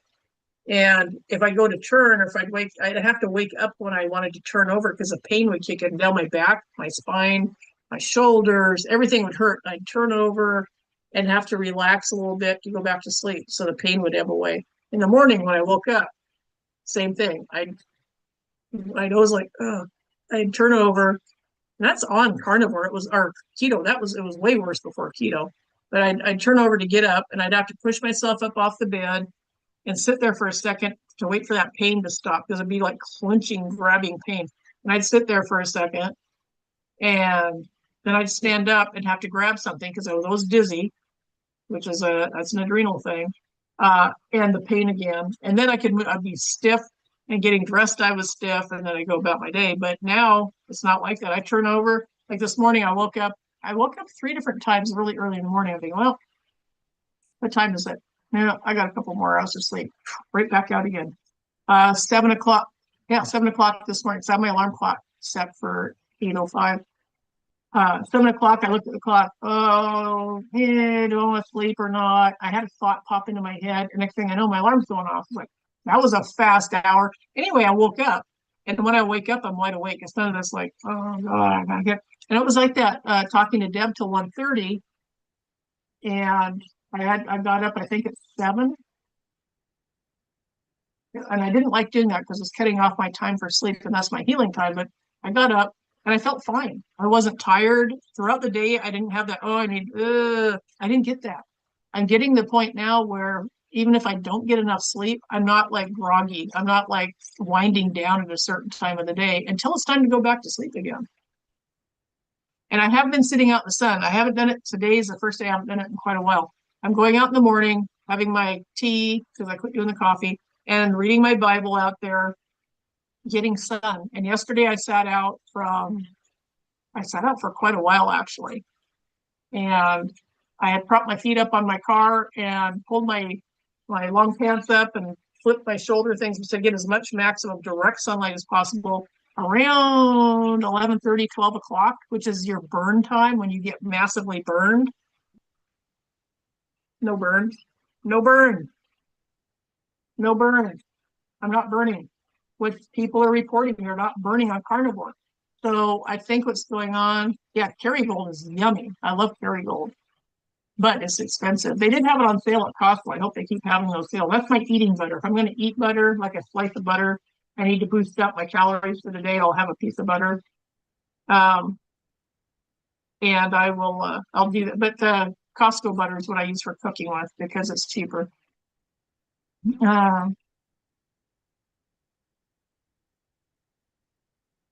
Yeah, sun is good for your eyes. Just being outside, fresh air. Yeah, my legs are not dry. I had patches on them that are going away. That's something else I've noticed. Because this is kind of an update for what I've been noticing over time. So tomorrow will start my 8th week. So it's almost 2 months. I had these really weird dry patches on my legs. And I was thinking it was a psoriasis, but I thought I'd cleared it all up. I had these weird patches, big ones, like big patches like that, where the skin was kind of red and raised a little bit. And I thought, what the heck is that? What have I got there? But it was on both my calves in the front. And looking back on it, and there's one little spot there I can feel it's kind of dry. But it's going away. It's a lot smaller. They were red and flaky. But looking back on it, being lower legs, it could be a circulation issue. I haven't been very consistent with my V vitamins lately. So it could be low B1 because it causes low B1 will cause circulation problems. You need B1 for your circulation. They say you don't really need to take vitamins when you're doing carnivore, but I think probably if you have malabsorption problems like bad digestion, you do. And I've got bad digestion. That's what kicked off my carnivore thing. Talking to Bill about his thing, I thought, oh, geez, I don't want to do that. It's so restrictive. And that's the big thing. Oh, it's all restrictive. And for the first 90-day thing, it's an elimination diet. Eliminate everything except for meat, salt, and water, basically, and butter. It's not that hard. It's not as hard as I thought it would be. There are recipes you can actually make with that stuff. It's surprising, but you can. Oh, and I use shellfish too. I am eating shellfish, but listening to him, I thought, I should, but I don't want to. I don't want to do that. I was just like whiny. Don't want to do it. And then God brought Jill back into my life. I hadn't talked to her for years. Turned out my phone was screwed up and she didn't know that I didn't get her texts because my phone quite often will kick out texts so I never see them, or even phone calls. So she thought I was mad at her. So we didn't talk. And somehow, I can't remember how we hooked up again. We started talking And she goes, "Oh my gosh, I'm doing carnivore." And I said, "What?" And she told me her story, and she talked about it last Friday on my show, how she got started with carnivore, and it was pretty amazing. But she goes, "Oh, you got to do it, you got to do it." And I was like, "I don't want to do it. I don't want to do it. I don't want to do carnivore." Yeah. And she worked on me for like 3 or 4 days. Bill from Alaska is doing well. He's in California, I think, right now. He called last night, but I had to go on air, so I didn't talk to him. Uh, anyway, it was like she was bugging me to do it. And I thought, I probably should, but I don't really want to. Well, I woke up Saturday, the day before Easter. I think that's the day. But yeah, it wasn't even like a conscious decision. It was like, I'm doing carnivore. It's weird. It was like, I guess I'm doing it. I went to Spokane the day before Easter, probably the worst day of the year to go, and bought a bunch of meat, all the things I would need on carnivore, eggs, meat, came home. I ordered up some things to make my own electrolytes, which I will put on my site if anybody is interested in the electrolytes. You don't even have to be doing carnivore to do that. You can use them on keto. You can use them even if you're not keto. But if anybody's interested, I will make up electrolytes. Like it's the same recipe as Element has, but it's not flavored. And um, I use magnesium malate or not malate. I use magnesium glycinate instead of malate because glycinate is much more absorbable. It does things for the heart. It's really good. I preferred I think it's more expensive, but it does more. And I thought, why would I be taking something that I make if I don't make it the best I can? So if anybody's interested, I'll put those up on my site. Fell asleep on the couch watching that old movie last night. Did you? Yeah, it was a goofy movie. But yeah, so Bill talking to me, and then Bill and Jill went up a hill and got me to do carnivore. It was just like it was time. It was like I think because I was gaining weight and it wasn't stopping. I thought, well, I got to do something. So I thought I wasn't thinking about it being a stress thing yet. But anyway, I'm glad I did because I didn't realize because on keto I was just having, but I was getting to where I didn't like salad anymore. I was putting off eating it. I'd have a pickle once in a while. All the things I used to eat, I just didn't want anymore. I'd buy cauliflower thinking I'm going to make some cauliflower rice, and it would sit in my fridge and rot. I'd buy broccoli to cook, and I didn't realize I like it steamed, but I never steamed it. And cabbage, I was even cutting back on that because I like cabbage cut up in my salad because it was crunchy. It gave me some crunch and texture. But I just was backing off on eating all that stuff. And even to where I wasn't cutting up a tomato to put on my salad. It was pretty much just lettuce and a little bit of cabbage and some sweet pepper, a little bit, one of those little sweet peppers, and a couple of eggs, boiled eggs. And I was really literally transitioning into carnivore anyway. And I noticed on keto, there were days when I ate carnivore. I didn't want vegetables. Yes, yes, I've got the citrate stuff, Don. That's a good point. Don says glycinate, good for not causing loose stools. Yeah, you're not going to be having blowouts. The citrate's good. The natural calm that you buy at Costco, they have unflavored, unsweetened, but not at Costco. Costco has the raspberry lemonade flavor, which does not taste like either, as far as I'm concerned. But that's the magnesium citrate, and it foams up, and you wait till the foam's all gone, and you drink it. Helps you sleep. All magnesium will help you sleep, keep you from getting leg cramps. I notice in the morning when I'm stretching, I know I've got to be putting on muscle because I'm stretching and I can feel the muscles and I noticed the back of one of my calves was trying to cramp. So I know I'm low on magnesium. I'm not taking the electrolytes every day, and I should be at least 1 teaspoon a day.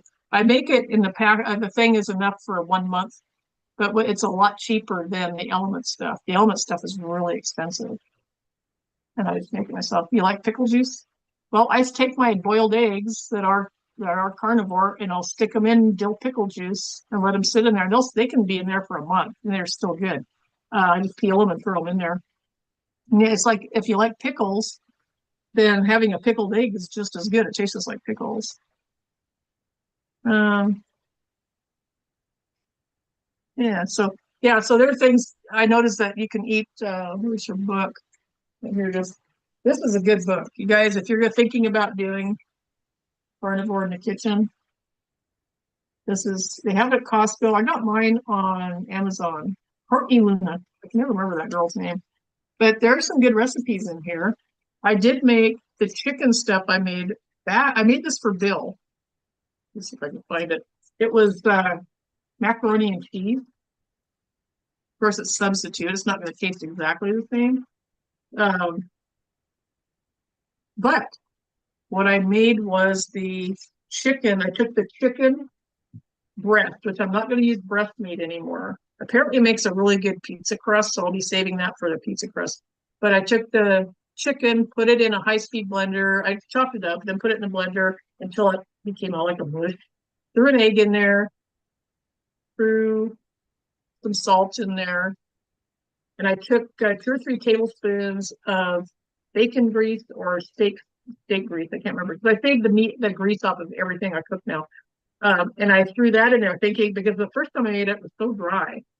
And you put that in there, you can put it in a pastry bag or in a plastic bag and just cut the end off and you squeeze out like balls of this stuff and you boil it. You put it in boiling water. It takes just a little bit of time, probably less than a minute to boil them to cook. Take them out, strain them, and then you do this cheese sauce. Well, I'm not doing cheese right now. I'm not doing dairy, so that was out. That's when I made the bacon mayonnaise last night. I would eat that even if I wasn't carnivore. It's so good. Let me see if I can find the recipe here that she had. The mac and cheese. She has a bacon cheeseburger soup. I'm hoping I don't have a problem with dairy because a lot of her stuff has dairy. She has a bone broth recipe, salmon bites, crispy chicken thighs, filet mignon, pot roast, lamb lollipops. I had lamb when I was a kid and I hated it. Carnitas, made with, I bet it's got cheese and sour cream on it. Comforting classics. Or white lasagna. Pizza. Making me hungry. I don't have breakfast yet. Chicken nuggets. Well, these things would be good chicken nuggets. Really good chicken nuggets, really. You process them into a goo with the egg, because the egg helps hold it together. Yeah, Celtic salt's good. I found no difference between Redlands and the Himalayan salt I was getting from Costco. We got ice cream sandwiches, cheesecake mousse. Where's my macaroni and cheese? Where'd the mac and cheese go? Did I miss it? Baked bacon. All these gals they'll cook bacon. Oh, country fried steak with gravy. See, a lot of that stuff, if I can have dairy, I can make these recipes. I can increase the awesomeness of them. She did good, but there's some bacon wrapped chicken thighs. Ramen. She makes egg noodles. They're literally just egg noodles, but they fill up a bowl and they look good. I made it because a soup with otherwise it's kind of bland. Chicken salad, instant pot deviled eggs, salmon clips, cups. Guess I could read. Fried goat cheese balls, smoked salmon blinis, piggy bites. Where's the mac and cheese at? I got it from her. Chicken flour. The chicken flour was interesting. I don't know. I might try that. Eggs Benedict. Eggs Benedict was awesome. Instant pot bacon and Gruyere egg bites. Cottage cheese and eggs. Cinnamon rolls. Bill made the cinnamon rolls. He said they sucked. He said they were really bad. I don't know. He did have. Oh, maybe I found it online. Anyway, the macaroni and cheese thing. You just. And I won't be eating cheese or any dairy for the next month or so. Month and a half, month and a week, 5 weeks. So you go on this diet. It's to eliminate all the things that could possibly be causing inflammation and other things. So you'll know when you're on it, when your skin starts clearing up. I had red here on my chest that wrapped up around my neck. It was all red here. and it's gone. It disappeared the first week. So I knew it was something, it had to be the lettuce, the salad dressing, the tomatoes, the peppers, or the celery. It was one of those because that's all I was eating by then. One of those was causing the skin inflammation stuff here. And the stuff on my legs going away. Obviously, it had to be one of those five things that was causing the problems on my legs, which are almost gone. I'm guessing it was probably the dressing, the salad dressing. It was the worst culprit there. And I like making my own salad dressing anyway, but so yeah, that's I have one spot on one of my legs. It's a little bit, just a little bit left. It's almost all gone. So the skin things are starting to go away. I still have some skin issues. I got to take care of. I'm not sure what's going on. I think it might be a fungal infection because I picked it up in Florida and after the hurricanes. And you know, those hurricanes come over the ocean from Africa, and God only knows what they're packing with them. But I've got to take care of that. Nancy's organic butter unsalted. Yeah. Um, we have Amish butter here that we get. It's actually shipped here from Wisconsin. I don't know why the local Amish, there aren't a lot of them. Like we have Hutterites and Mennonites, why they aren't getting on the bandwagon. But there was a lump of it in a wax paper like that big that I bought. It was pretty good. It was expensive. I think it was $10 for that. But it was good. Something I noticed, I don't know if it's because I'm doing carnivore now or not, but the Costco butter, even the Kerrygold butter was really salty. Because I'm going to have to get the unsalted stuff because and add my own salt and stuff. But yeah, well, let me tell you about I'm getting kind of distracted. The mac and cheese. Oh, hang on, I'll show you what I did. I've got these in the fridge.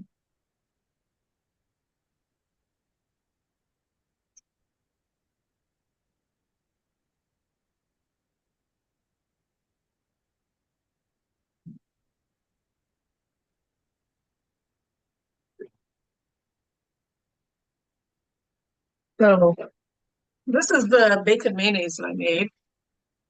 I need to put it in something a little bit more convenient. This is just what I had on hand. What I did is I put the egg, I put one whole, because they always say, oh, just use the yolk. I use the whole egg. I'm not going to mess around with the yolk or the whites. So I put one egg in here.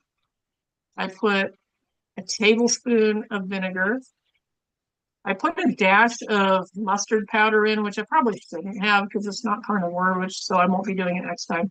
Uh, and I took the hand blender I've got. It's got the bladed end on it, and I whizzed it. Oh, and I had some salt. I added salt.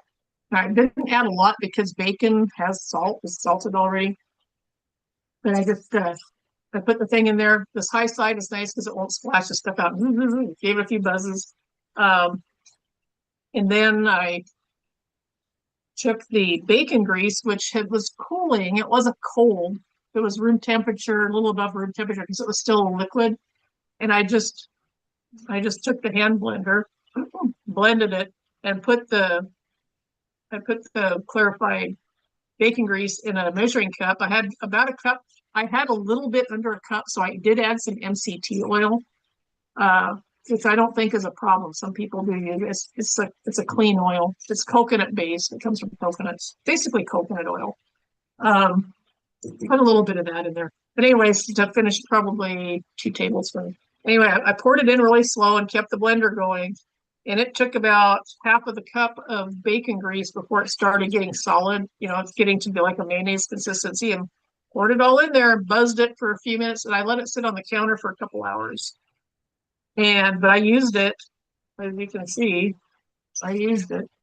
But being in the fridge is probably hard. It's like butter. It's the consistency of butter.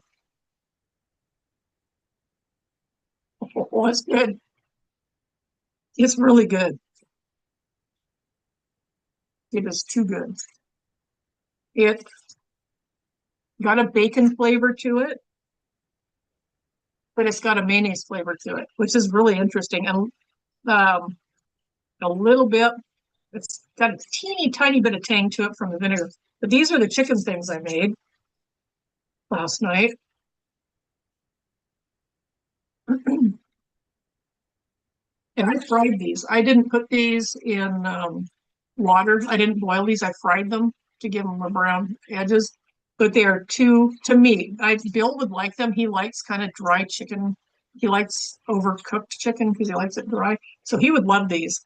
But anyway, in the bowl, put them like that. The I'm gonna make them with chicken thighs next time and see. I might even try it with beef, like maybe hamburger, something that's got lots of fat in it because I don't like dry meat. But yeah, he likes dry meat, so he'd probably love this here. But I did make that's the basic with the chicken. I took I think yeah, I did both chicken breasts. I chopped them up into like 1 inch cubes, put them in my I have a Blend-Tec blender, throw them in there, put 2 eggs in, I put the salt in, and then the 2 tablespoons. If I had to do it with this again with the chicken breast, I'd probably add four, at least four tablespoons of fat. I used bacon grease, I think. Can't remember whichever it was. And you just blend it up and then you pour it into a bag. You have to scrape it in because it's kind of like, I don't know, what's the consistency. It's kind of like it's like Jimmy Dean sausage almost, only a little bit looser. I just got that sticky. But anyway, I just took a spatula, scraped it into a bag, cut the end off, and I twisted the bag so it had some pressure and held it like a pastry bag, and then just I squeezed it out at the end and cut off like that much as it came out, cut it off, and put it into the hot grease. And for the macaroni and cheese, you do the exact same thing, except you put it into boiling water and boil it for about a minute, scoop it out, and then let it cool. And then the cheese sauce is what I put in there. I think she used cheddar, but I used actually I'm afraid to play anything on here. I want to simulcast this on Rumble and Pilled because I can play videos off of YouTube on there, but YouTube won't let me do that. They'll strike it and they'll kick me off.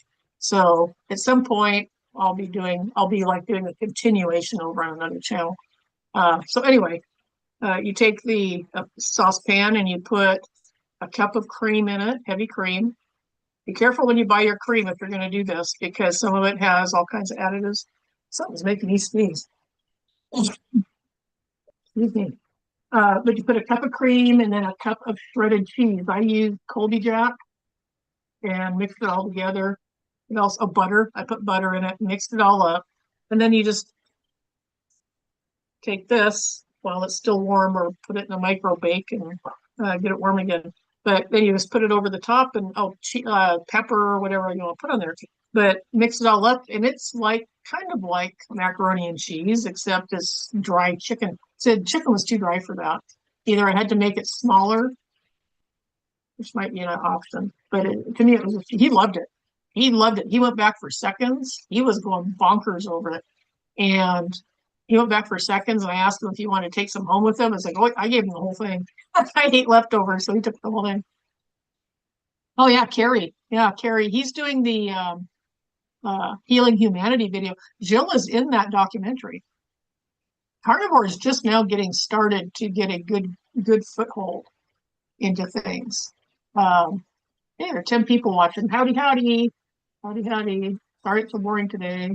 But yeah, I'll be doing some videos. Chris, I can think of Nashville.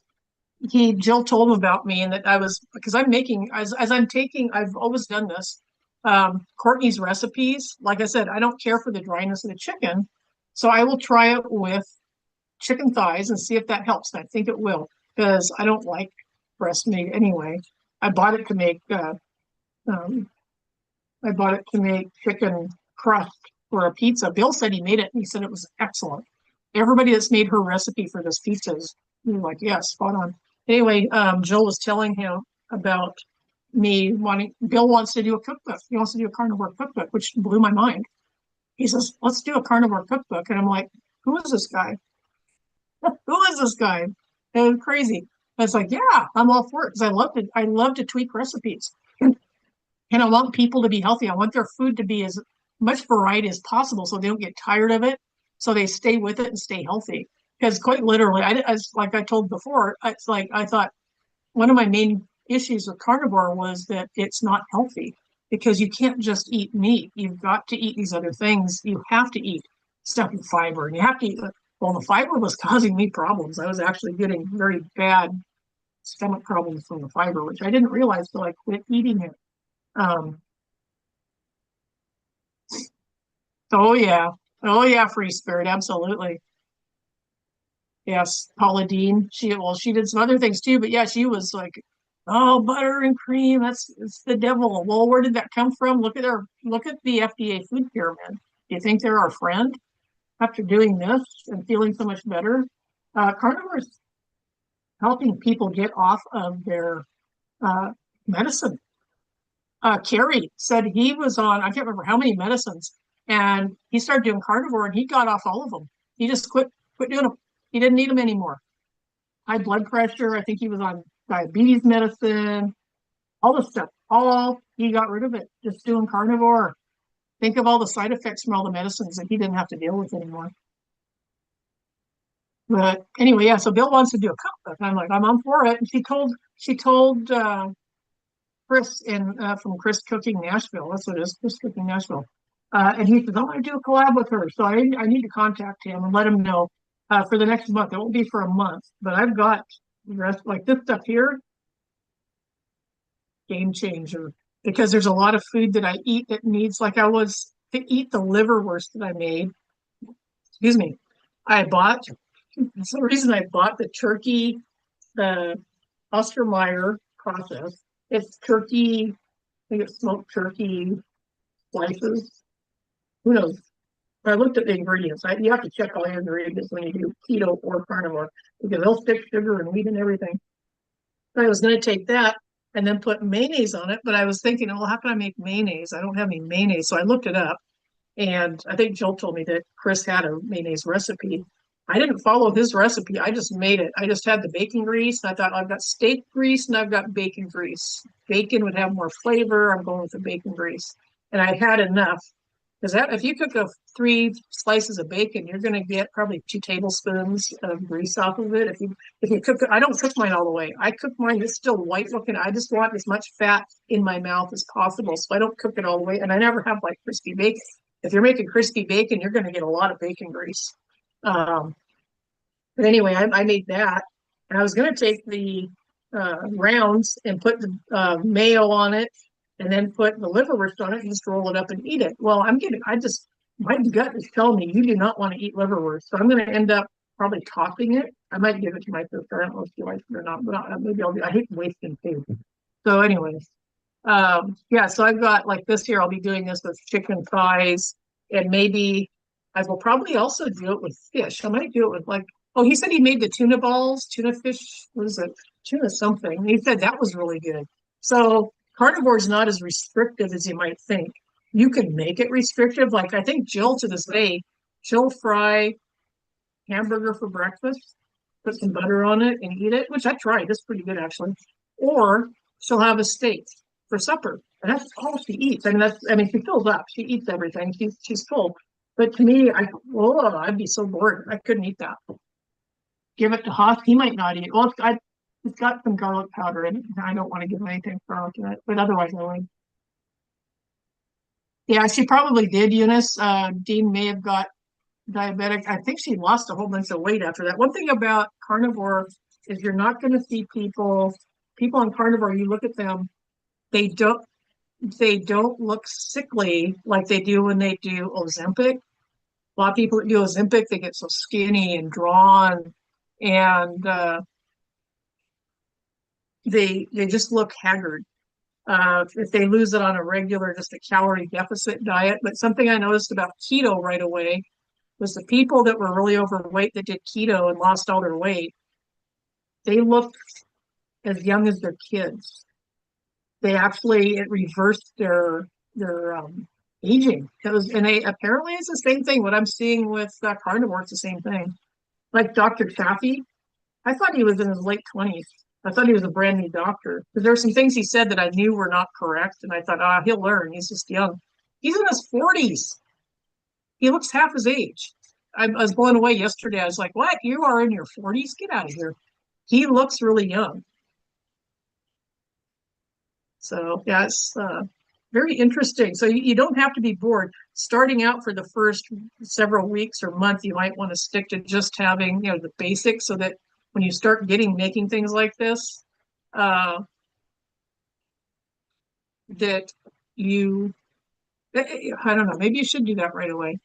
I guess it depends how good you are with eating boring food. I mean, steak. I love steak. I don't think I'll ever. And there are people that are saying they've eaten it for years. That's on their carnivore diet. And they said they've never felt like I can't sit down and eat another bite of steak. It's always, and that's your body telling you that's good stuff. There are a lot of nutrients in meat that are just pretty amazing. Yes, Ozempic demonic skeletons. Yeah, I feel bad for people that are doing that. Well, they don't want to do I didn't want to do carnivore. If I thought Ozempic was safe, I might have went that route, but I know it's not safe. And they stick it out there, make people not make that they offer it up and people take it and they're the experiment to see if it's going to kill them or not. It's sad. So yeah, I've been talking for 2 hours. Can't believe it. So yeah, I highly recommend Courtney's book. And if you're a creative cook, you'll find things in here that you can add to. But her book's really good because Bill told me, this is one of the reasons I bought it, which I usually get my cookbooks at yard sales and stuff, but this is probably only the second carnivore cookbook I know of. She talks about, she tells you what the different kinds of carnivore are, and there are different kinds. Cute pictures. Oh, here it says Carnivore 101. And I read it and was engaged with it. Eat lots of fatty meat, salt your food, drink water, repeat. That's a very basic carnivore. He says, if you're looking to jump right into a meat-based way of eating, the shortest how-to I can give you is this. Eat lots of fatty meat, salt your food, drink water, repeat. But you've got different factions of carnivore. You've got the basic red meat, this carnivore, red meat, beef, pork, lamb, organ meats, poultry, seafood, eggs, dairy, and salt. You can drink coffee or tea and or use seasonings other than salt if you tolerate them. And that's the tolerance thing. You get pretty in tune with your body when you do this stuff because you realize pretty quickly if something's not agreeing with you. Rabbits, I would say rabbits are, although they're very low fat. You'll need to add a lot of fat, like maybe rabbit wrapped in bacon or something.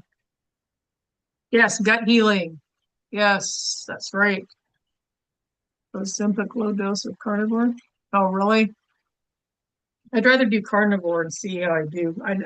The drugs bother me. Um, yes, the gut healing. That's what I was going to say earlier. Is that I started doing before I decided I was going to do carnivore that very same month. I thought, you know what, my gut was that maybe a month before that. Uh, my gut is in bad shape. I was learning about. I knew I had to take apple cider vinegar and water to help with digestion. But I wasn't having too many problems. I was still on keto at that time. Every once in a while, I'd burp or whatever, and I'd burp up some. Oh, I know what it was. I know what it was. I was sick. I was sick. I was trying to think, why did I have acid reflux? I was doing I was doing keto. I didn't have, but I did. I did have acid reflux. I got sick when I went to Spokane the day before Easter. I picked some bug up there, came home, and I started getting acid reflux. And I'm like, where is this coming from? I'm not eating anything that causes that. It was a sickness. The whole time I had this throat thing, it went into all my sinuses. I still got a little residual from that. But my throat, it went from back of my throat hurting, and then it came down here, and then down. It was trying to go into my lungs, and it went up into my sinuses. It was all upper things. But the whole time, for a month, I had acid reflux. I'd lay down in bed at night, and I was like, "Oh my gosh, I don't know why whatever this bug was, it caused that." And I've never had anything like that before. So I'd have to get up at night and go have a glass of water with apple cider vinegar in it. I'd put a teaspoon or so in a glove and take and drink it, and then wash it down with some clean water so that my teeth didn't have that acid on them, and go to bed, and I was fine. And for a month, it was like that. So anyway, I don't know what got me going on that. But then there's the lion diet, which is only meats and fats from ruminant animals, plus all, and it was digestion. So I knew I was having digestion problems. I had made the L-reuteri yogurt, which technically it's not yogurt, but it's yogurt. It's the only lactobacillus apparently is legally in the United States yogurt, but it's the same thing. It's just, you make it the same way, just a different bacteria. So I made that and was trying to replenish that because, and I noticed some big differences taking that. I noticed that I did have some clarity of thought. My digestion was better. I think it helped my skin a little bit. I don't think what all it was. I never wrote it down, so I don't remember now. But it did help. And I got the Gaceri also. And so I made L-Gaceri and L-reuteri. And I did have a cup of that Thursday. I did have a cup of that for lunch because I wanted, just in case, I wanted to make sure that my gut biome was getting some good stuff in it. I was off dairy. I've been off dairy for 2 weeks, but I thought I needed to, for some reason, I just felt I needed to do that. So I did it. But I was working on rebuilding my gut when I finally decided to go carnivore. And people are saying they're noticing gut healing on carnivore big time. It takes a while, but your stomach will eventually get back where it needs to be. You have a fermented food cookbook? I got a video on fermented foods. Dr. Berkman down in LA. And I'd been making, as a matter of fact, I took a bunch of it to my sister because I quit eating it when I went carnivore. I've been making my own kimchi for a long time. I've got 2 big jars of it in the fridge. I figure once I get past that 90 days, I'll try a little bit and see how I do on it. Yeah, because that helps with the gut too. Yeah, you only need like a tablespoon a day. It's like you just put, it's like a condiment. You just put a little bit on your plate. Now I did that. I didn't probably do it consistently for 3 weeks, but I was working with that. I was working with the kimchi. It's super easy to make. So, but I'm hoping after I get through this 90 days to try a little bit of that to help, because after my body's cleaned out from this 90 days, it should respond really well to the kimchi. Easy to make. You take what I take for mine. I use cabbage, Napa cabbage, chopped it up into chunks or slices. I put some pepper in there for color in one batch. Some celery seed, salt. I like mine with salt. I don't put onion or garlic in it because it gags me. But anyway, you just put that in a jar. You take a tamper and you tamp it down to break up the fibers a little bit to get the juices to come out. You don't have to completely smash it. Then add more until it's filled up to the top. Then you add water until it covers it. And then I put a rock. I take a saran wrap and wrap it around the rock and put it down on top to weigh it down. Because what'll happen is, and I put it in a bowl because this stuff will bubble over sometimes. As it's on, you put it on your counter for 10 days and just let it sit at room temperature for at least 10 days. And there will be a little bit of mold at the top usually. And you just scrape that off, clean it off. I take a spoon, scrape it out, and then take a rag or a paper towel out the mold. It's not going to hurt you. Then put it in the fridge. Take the rock out, put it in the fridge, and just take a little bit each day. And it's good. It doesn't taste like sauerkraut. It doesn't. It's a lot milder than sauerkraut is, but sauerkraut fermented a lot longer, I think. When I was a kid, I remember I was craving sauerkraut. And the weird thing is, don't buy it in a can because it's been processed and all the good bugs are gone. It's the canning process kills everything with the heat. You want the raw sauerkraut if you're going to buy it, and not get yourself. But I remember opening a big can, and eating it and getting so sick, but I was just craving it. So probably needing digestive bugs way back then.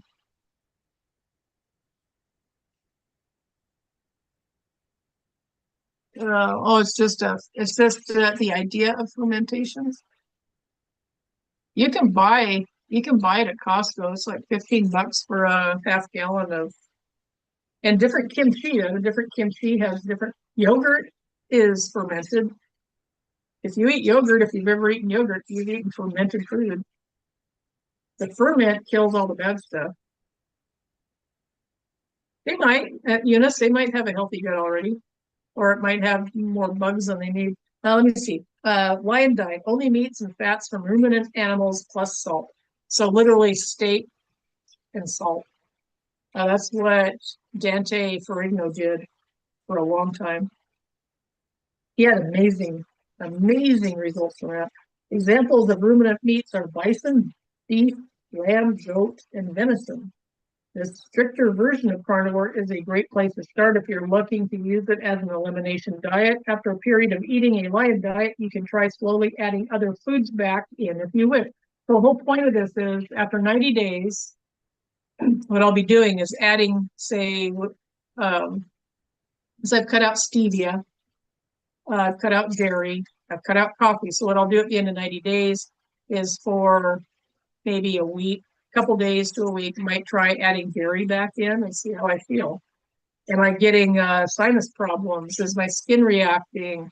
Do I have allergy symptoms? Am I bloating? Am I gaining weight?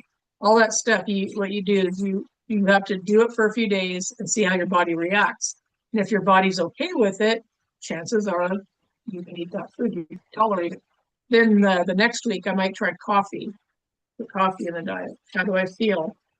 Am I gaining weight? Am I having mental problems like depression or sleeplessness or any of that? You just keep an eye on it. And as you add different things in, a lot of people go ketovore at some point after being on carnivore for a long time, getting to the weight they want to be. They'll add back, try lettuce or like for salads, or they'll try like maybe celery or not on keto, but if you like carb, but you just try adding little bits in here and there and sit there for a few days eating that bite or two a day and seeing how you do. You'll know pretty soon. You'll know quick.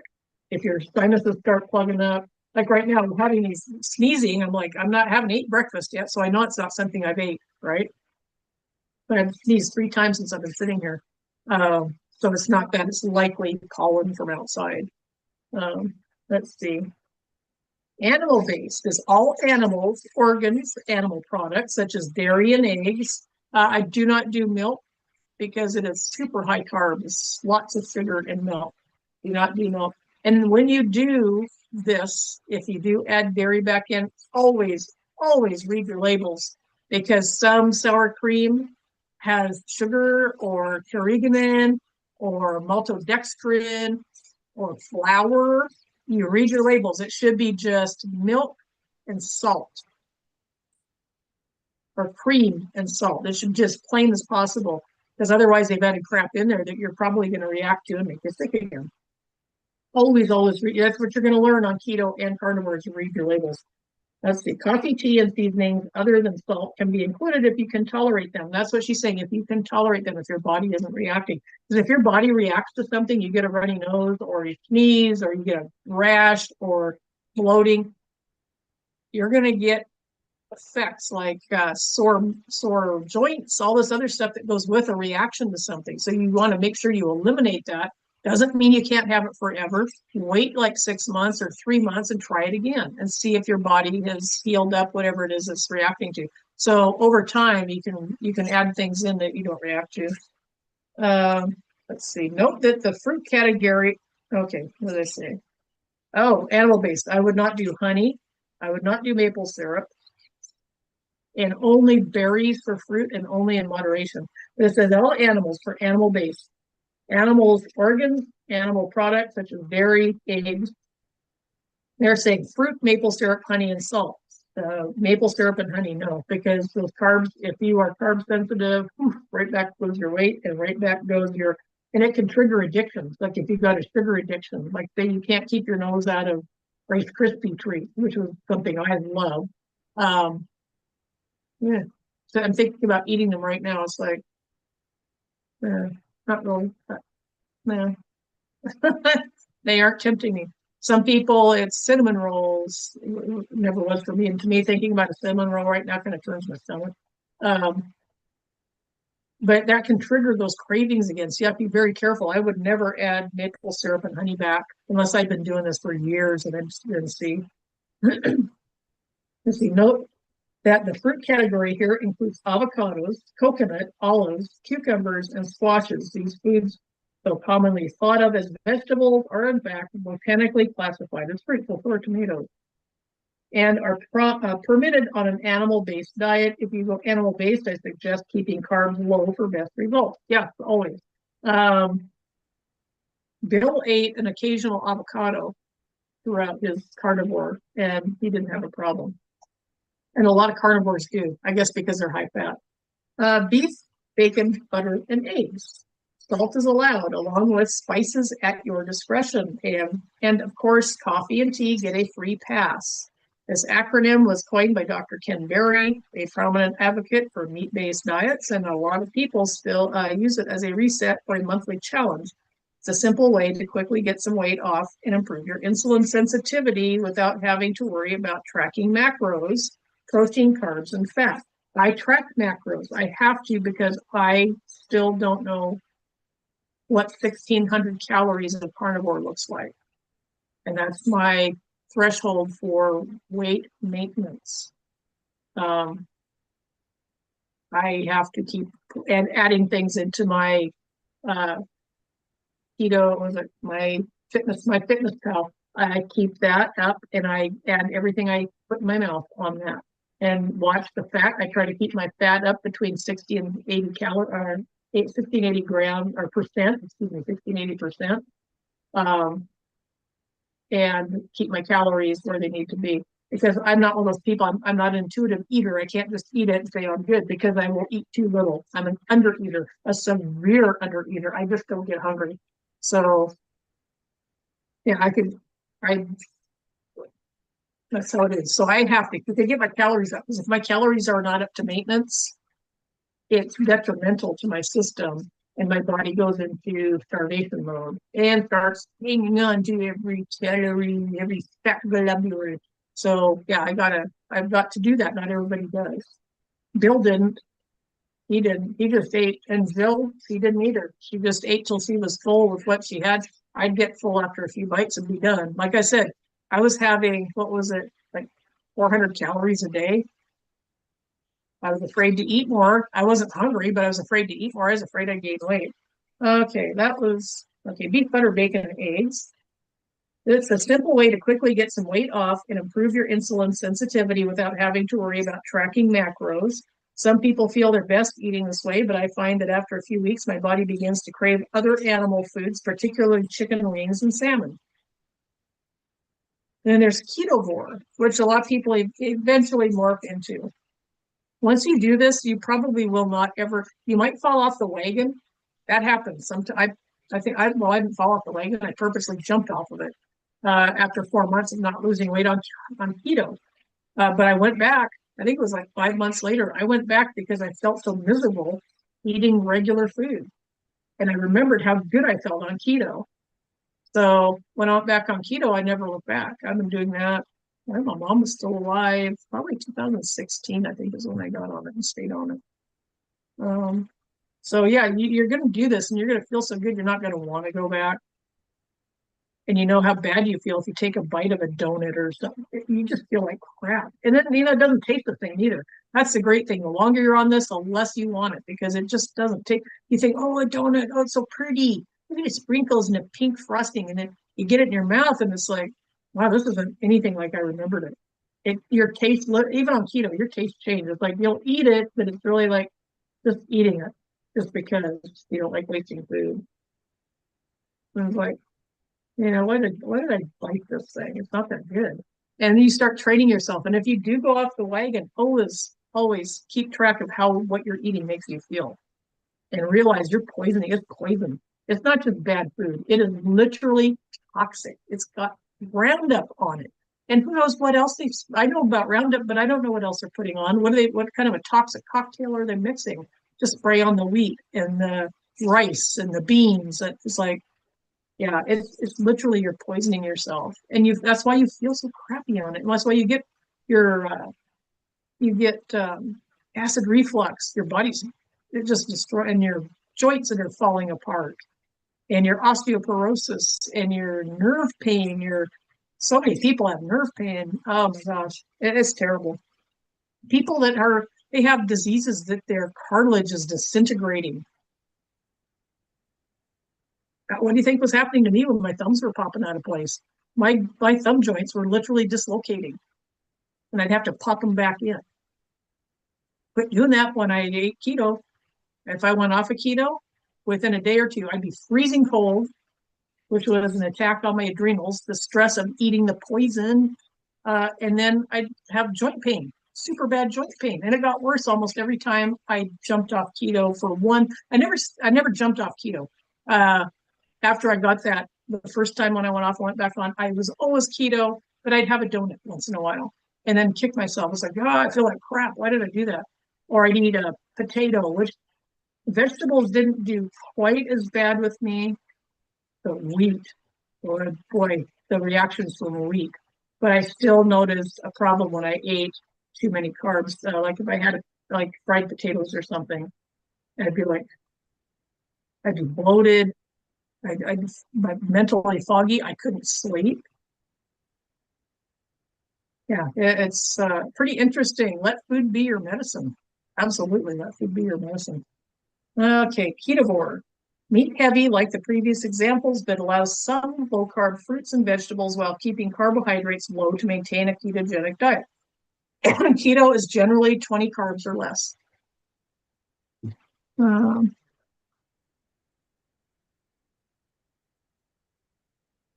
Important to stay hydrated on, yes. And I like right now I'm getting thirsty. This is my tea. I've only had half a glass of it. Um, and I'm noticing my mouth's getting dry. But yeah, you gotta do that. So keep under 20. Some people can go up to 50 carbs a day, but 20 is the general rule. To do so, you need to typically eat less than 30 grams of total net carb, not net, total carbs. So total is way different than net. And total carbs is pretty low.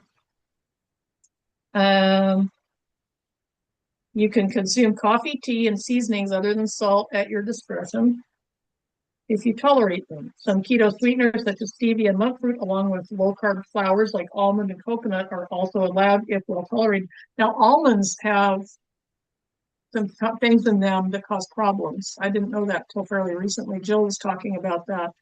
They have oxalates, pretty high oxalates, and they're not good for you in that unless they're. I think if you cook them, like if they're roasted, then it gets rid of the oxalates. Or if you sprout them, I think you can deal with it. Let's see, coconut, almond. Also, let's see. I suggest you stay focused on meats, fats, and some low carb fruit or vegetables. So anyway, this her book talks about that. You can see the picture of what she's making there. That's Carnivore. But yeah, it's a good book. I highly recommend it. Um, I've got a lot of use out, probably more use out of that than any other cookbook I've had, except for my Betty Crockers, which I probably won't be picking up much anymore, unless I do things with them. So anyway, yeah, that's something to look into. I'll catch up on chat.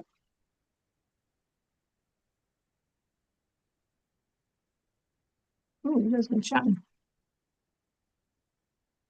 Well, plants are biblical, but they are so toxic now because of the stuff they're doing to them. They said in 2020 they were going to start putting mRNA into lettuce, excuse me, and other foods. And they also said they're going to put mRNA in all vaccines, not all vaccines, all shots. Anything you get injected into is going to have mRNA in it. You've got to ask yourself why. Stay away from doctors. Okay, let's see.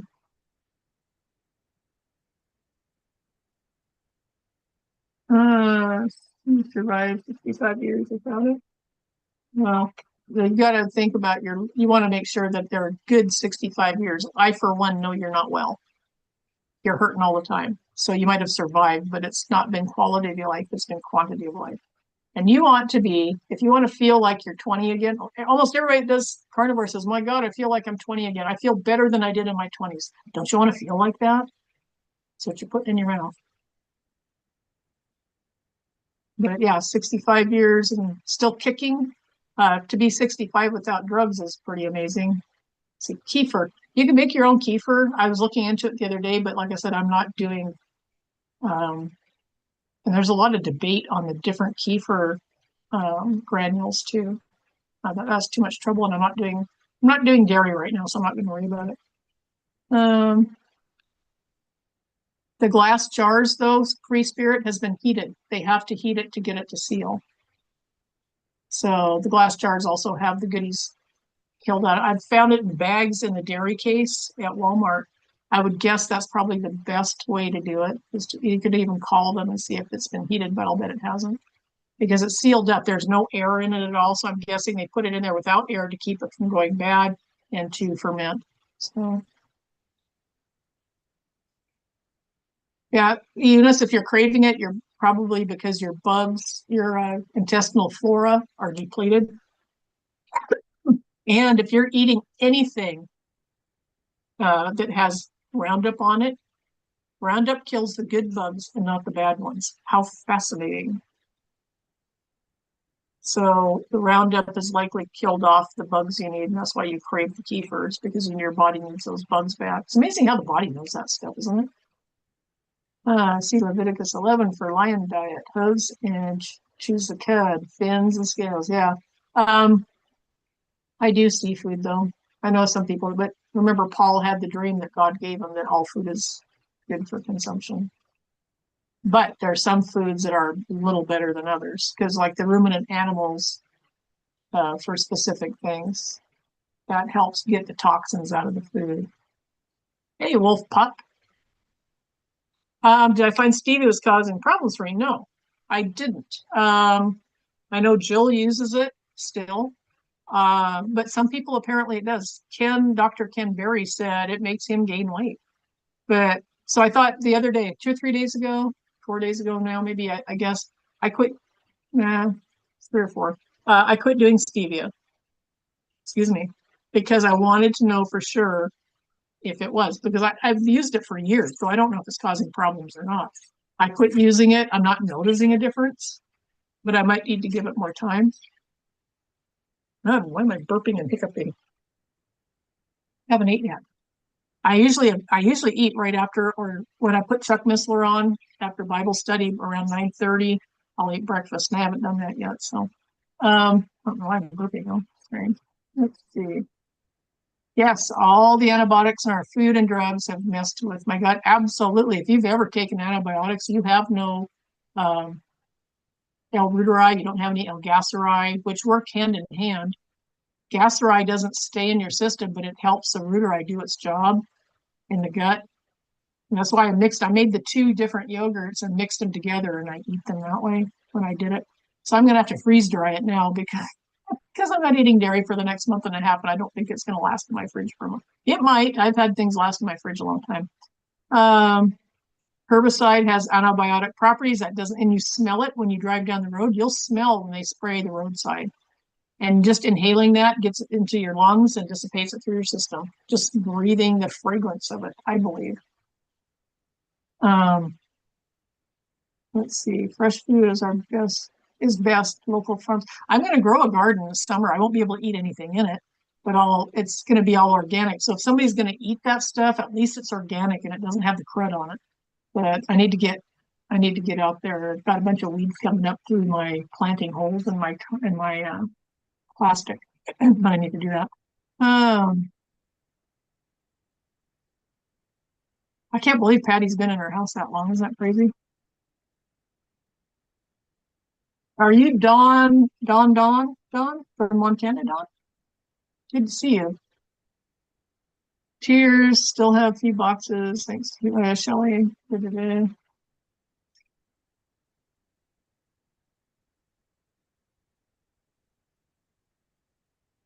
Yeah, he's Don, he drinks pop, and that's a deadly poison. Pop. He drinks Pepsi or Coke or something. And I know people that drink that daily. And they might not think you're sick now, but it'll catch up with them. You can't be dumping that much sugar in your system and not have it cause damage. Plus, it slows down healing. Let's see.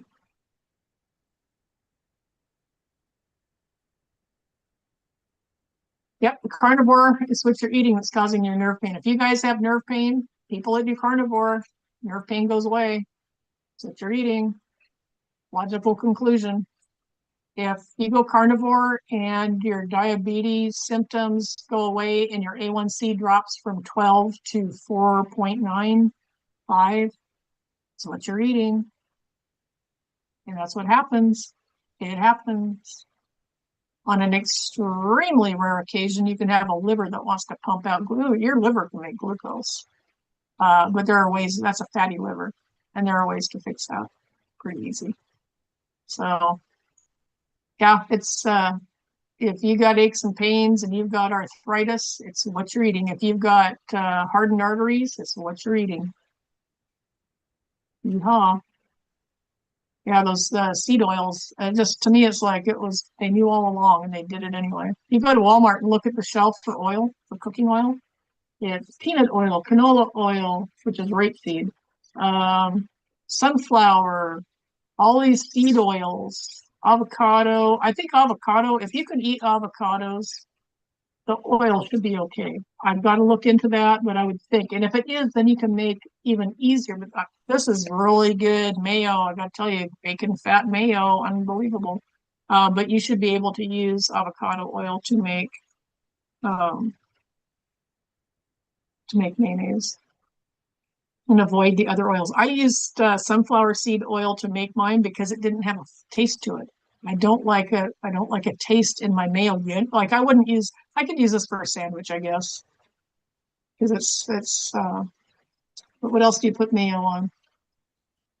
Yeah, this is pretty good. But I like a flavor for it's more for moisture in my case. I like it for moisture. Let's see. Doing carnivore, people don't use anything like oregano. They don't take vitamins. They don't supplement. Unless they have a conversion problem with D3, like I do. I can't go out in the sun and get my D from the sun. I've got so low with my D levels that it actually did something to my body. Now I can't convert. So I have to supplement with D, which is unusual, very unusual. Most people don't have that problem. Lion diet is very simple. It's about as simple as it gets. It's so easy. Yeah.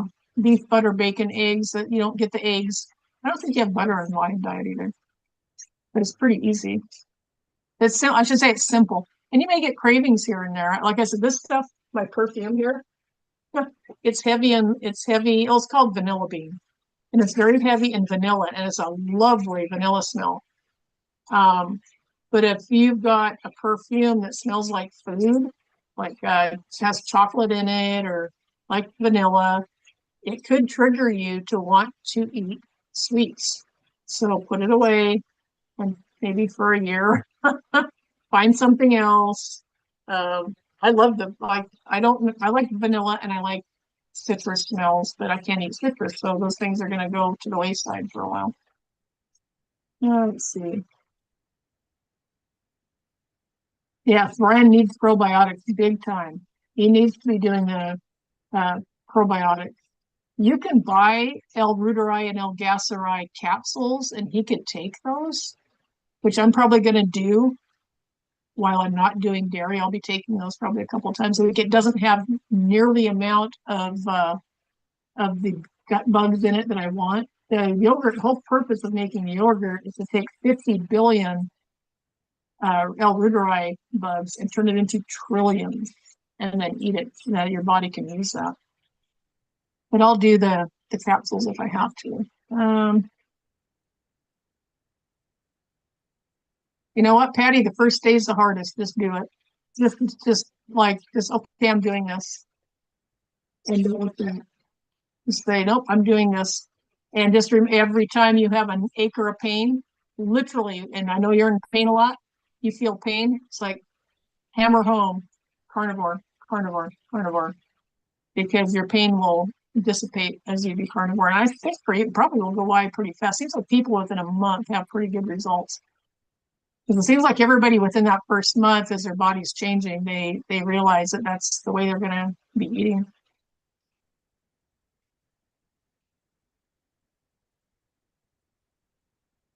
Yep, the water in your knee is because you're not eating enough protein.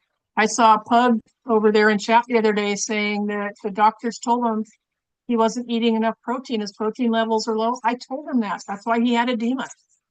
Yeah, you get edema, it's almost always because you don't have enough protein. I talked to him, but I'm not gonna bug him. He knows. I told him. But water things, it's a lot of times because you're not getting enough protein. And you do need to, like right now, my mouth's getting dry because I haven't drank anything except for this, which I should take. Um,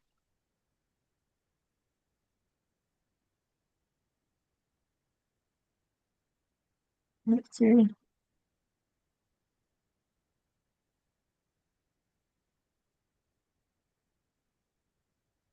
Just the doctors don't know. Don, quite honestly, doctors don't know crap about nutrition.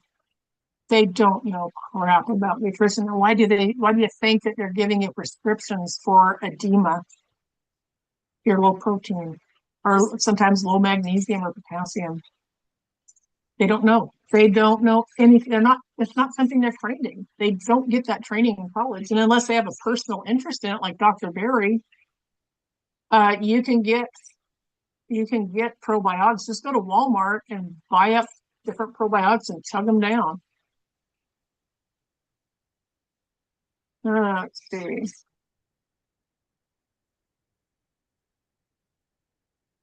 See a doc. I would never ask a doctor which probiotic to take ever.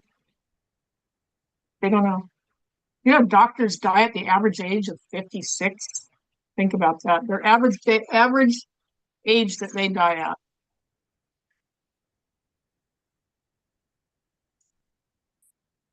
Got to ask yourself why.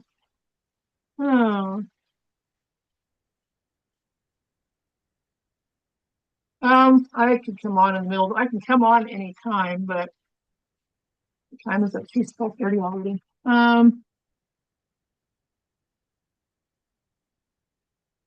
The problem with Brian is he can take all the probiotics he wants, but the stuff he's probably got fluoride coming in through the pop can because most of these places they can beans or they make pop or juices, it is liquefied with municipal water supplies which have fluoride in them. So that's going to kill off your microbiome too. Yes, soy oil is the devil. Oh my gosh, it's so bad on your thyroid too. All seed oil. No, you can't have any oil. You don't be eating any like Crisco or you go to that aisle where all the oils are at for cooking. None of them.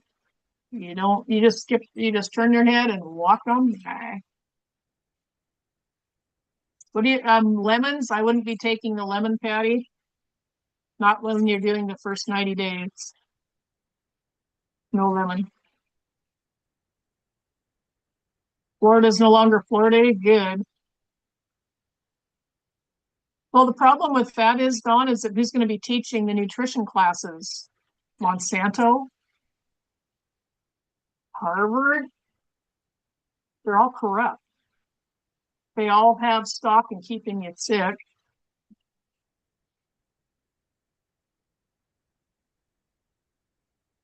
Nope, no lemon water. I started digging into that and I noticed that the lemon water was causing acid. I kept getting acid reflux. And I thought, well, what am I doing different? I'm doing lemon water. I was getting acid reflux from the lemon water. So yeah, just drop that. You won't need to get lemons. That is simpler. So yeah, you can buy probiotics. I've got tons of probiotics here. Doesn't have to be anything fancy. It'll tell you how many billions are in the capsules and some of them are multi-probiotic. Look for one that's got a lot of bugs in it. And although with him drinking the sugar and stuff, it may or may not help. I can't say it won't, so I don't know, but hopefully it will. Let's see. Anyway, yeah, so just do your carnivore stuff, Patty. Anybody else that's interested, I might start a group. Trying to think where I would start it. If people want to do it as a group, I might open up a Discord or something like that, where we can just all meet, or a Zoom, just have Zoom meetings. We can broadcast. I'd like to broadcast them because people learn from everything. Ooh, I hate lemon on fish. I don't know where everybody got the idea to do that, but I don't like it. I know, I know. Well, I'm not hungry. I'm not the least. It's like I could do a fast today and not even, but yeah, I'll be fine. I'll just have to do a double load up on whatever I'm eating. Excuse me. But anyway, yeah. So if you guys are interested and want to do a group thing where we do a Zoom meeting, maybe we'll pick a day when we can do it and just meet up and we can talk. And people that are curious about it, we can do a Zoom meeting. I would broadcast it on uh, YouTube because, or maybe I'll do that to Guild or and Rumble because um, you might have things that everybody learns. Everybody learns. I watch every carnivore thing I can get my hands on just to see what the different experiences are. Greeks use tons of lemon. Yeah, they have lots of lemon in Greece. Yeah, it's a fun little powwow. But I got some. I've got some healing lipedema things to watch. So and I got to eat. So I'm going to do that. I'll shut her down now. I've been on a long time, a lot longer than I expected to be. I must still have residuals from that sick from being sick because that was 7 weeks ago. I got sick and I've still got the throat thing going on. So anyway, I shall see you guys. I'm going to do this every Saturday because it's just a this. It's the end of my. I start my 8th week tomorrow, so it's at the capping off my 7th week today, and that's what I've been doing. It's just it's kind of a weekly report. It's been more than that. I've been chatting and stuff, but uh, just to let you know anything new that I've noticed. So skin things are clearing up a little bit, actually a lot. Sleep is way better. Brain function is way better, clearer. I don't have any pain, no dislocations, all that good stuff. So have a great day, you guys. I'm going to shut her down. I'll see you next Saturday, God willing, and um, maybe in the middle of the week if somebody wants to do like a little powwow in a group setting. We'll see. We'll see how it goes. So you guys have a great rest of your weekend, and I will see you next. So nice to see you too, Wolf Pup. Alrighty, see you then. Bye.